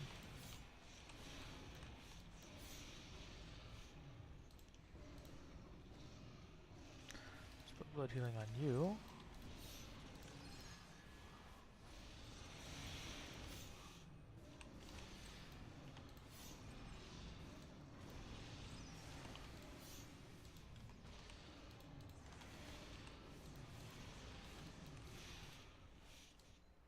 Let's start taking orbs, because you do need to have orbs for this map.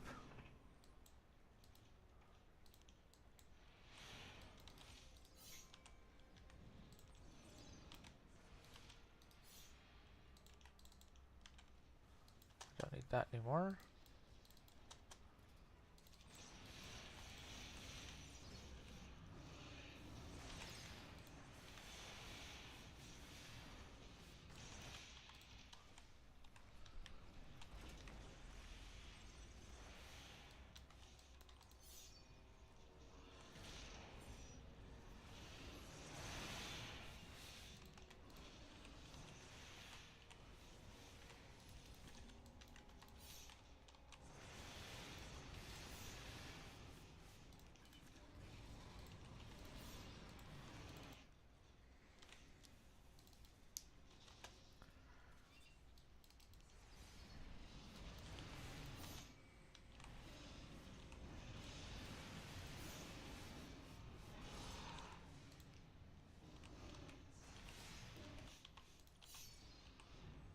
Let's go and kill this one guy.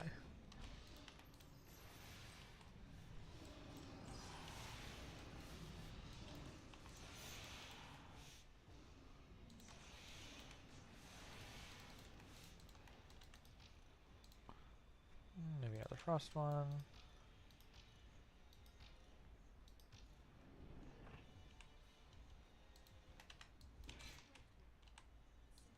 Okay. Then I think I need to grab every monument.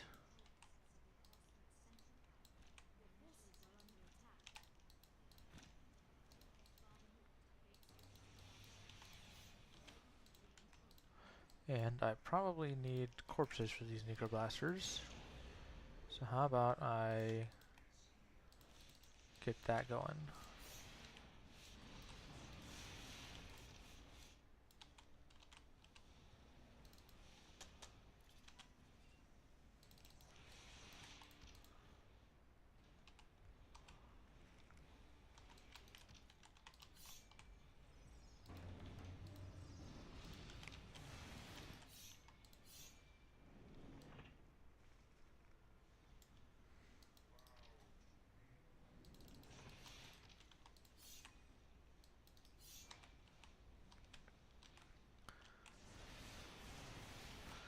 I'm gonna send my two.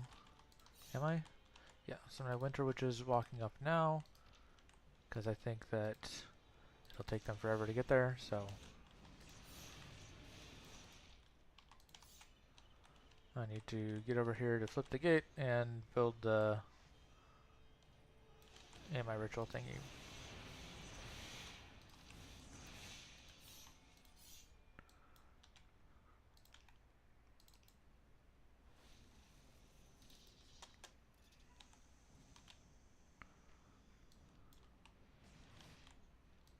No, you're supposed to go here. Go here, by the treasure chest. Stand there.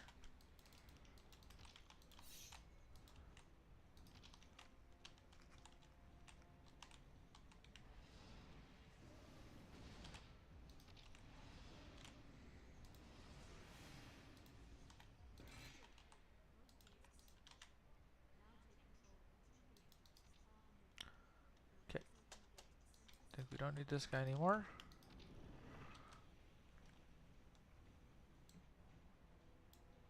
Let's build a shadow one here. Maybe a frost one here. Why are they walking this way? You know what, I think this will be faster. I'll just motivate and make them here. And let's have the dragons go fly over here.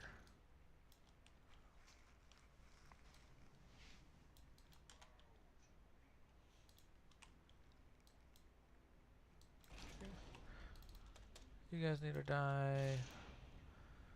I don't need these buildings anymore. Right, do need to flip the switch.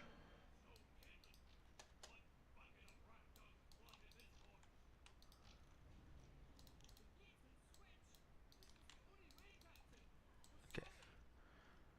Make probably 3 winter witches here. Under attack? Oh, fine. Go ahead and die. And then we can kill this little thing.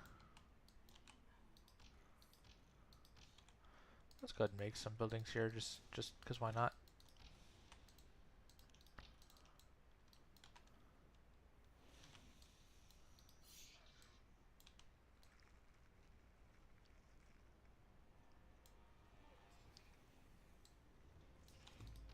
Okay. So now I need to grab all the orbs.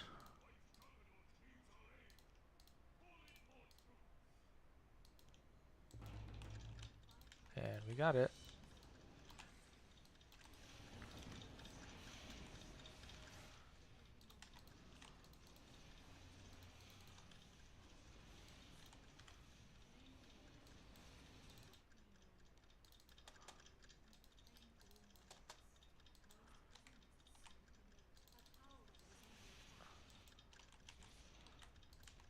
Carl's under attack. Let's freeze him then.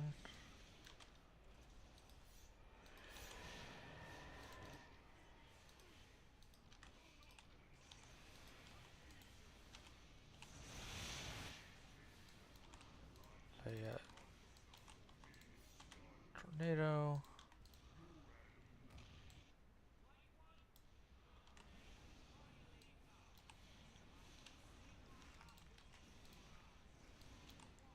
Okay, we'll fight him like that, and probably make some dragons down here.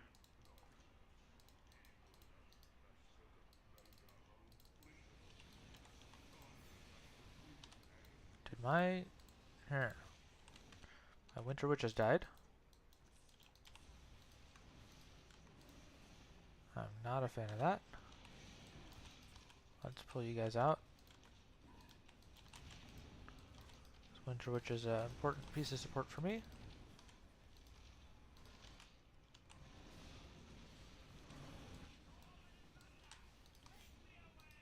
Okay.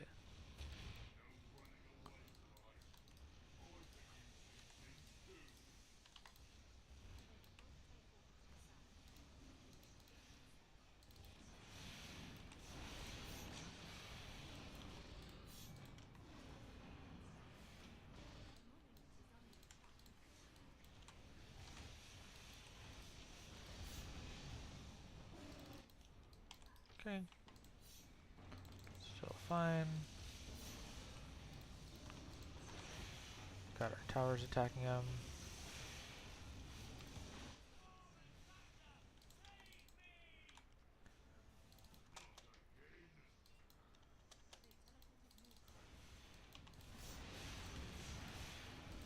Is this on cooldown?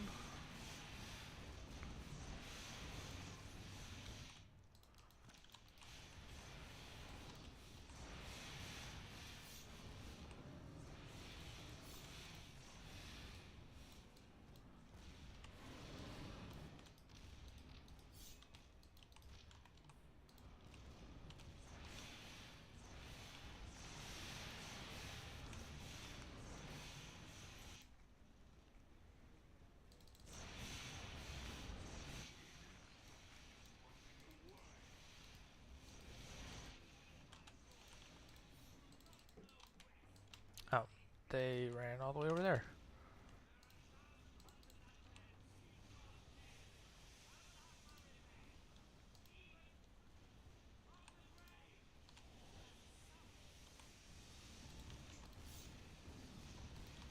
Okay, my towers are killing them pretty easily.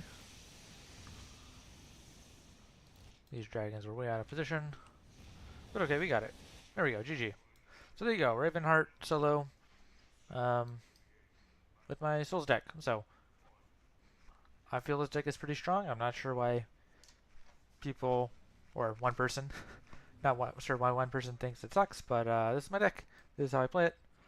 Had a pretty easy time with the map. I could have used Fallen Sky Elf to do more damage to the boss. And I think I used every other card in the deck. Yeah, I used every card except the Fallen Sky Elf, which objectively I should have used to do more damage on the boss.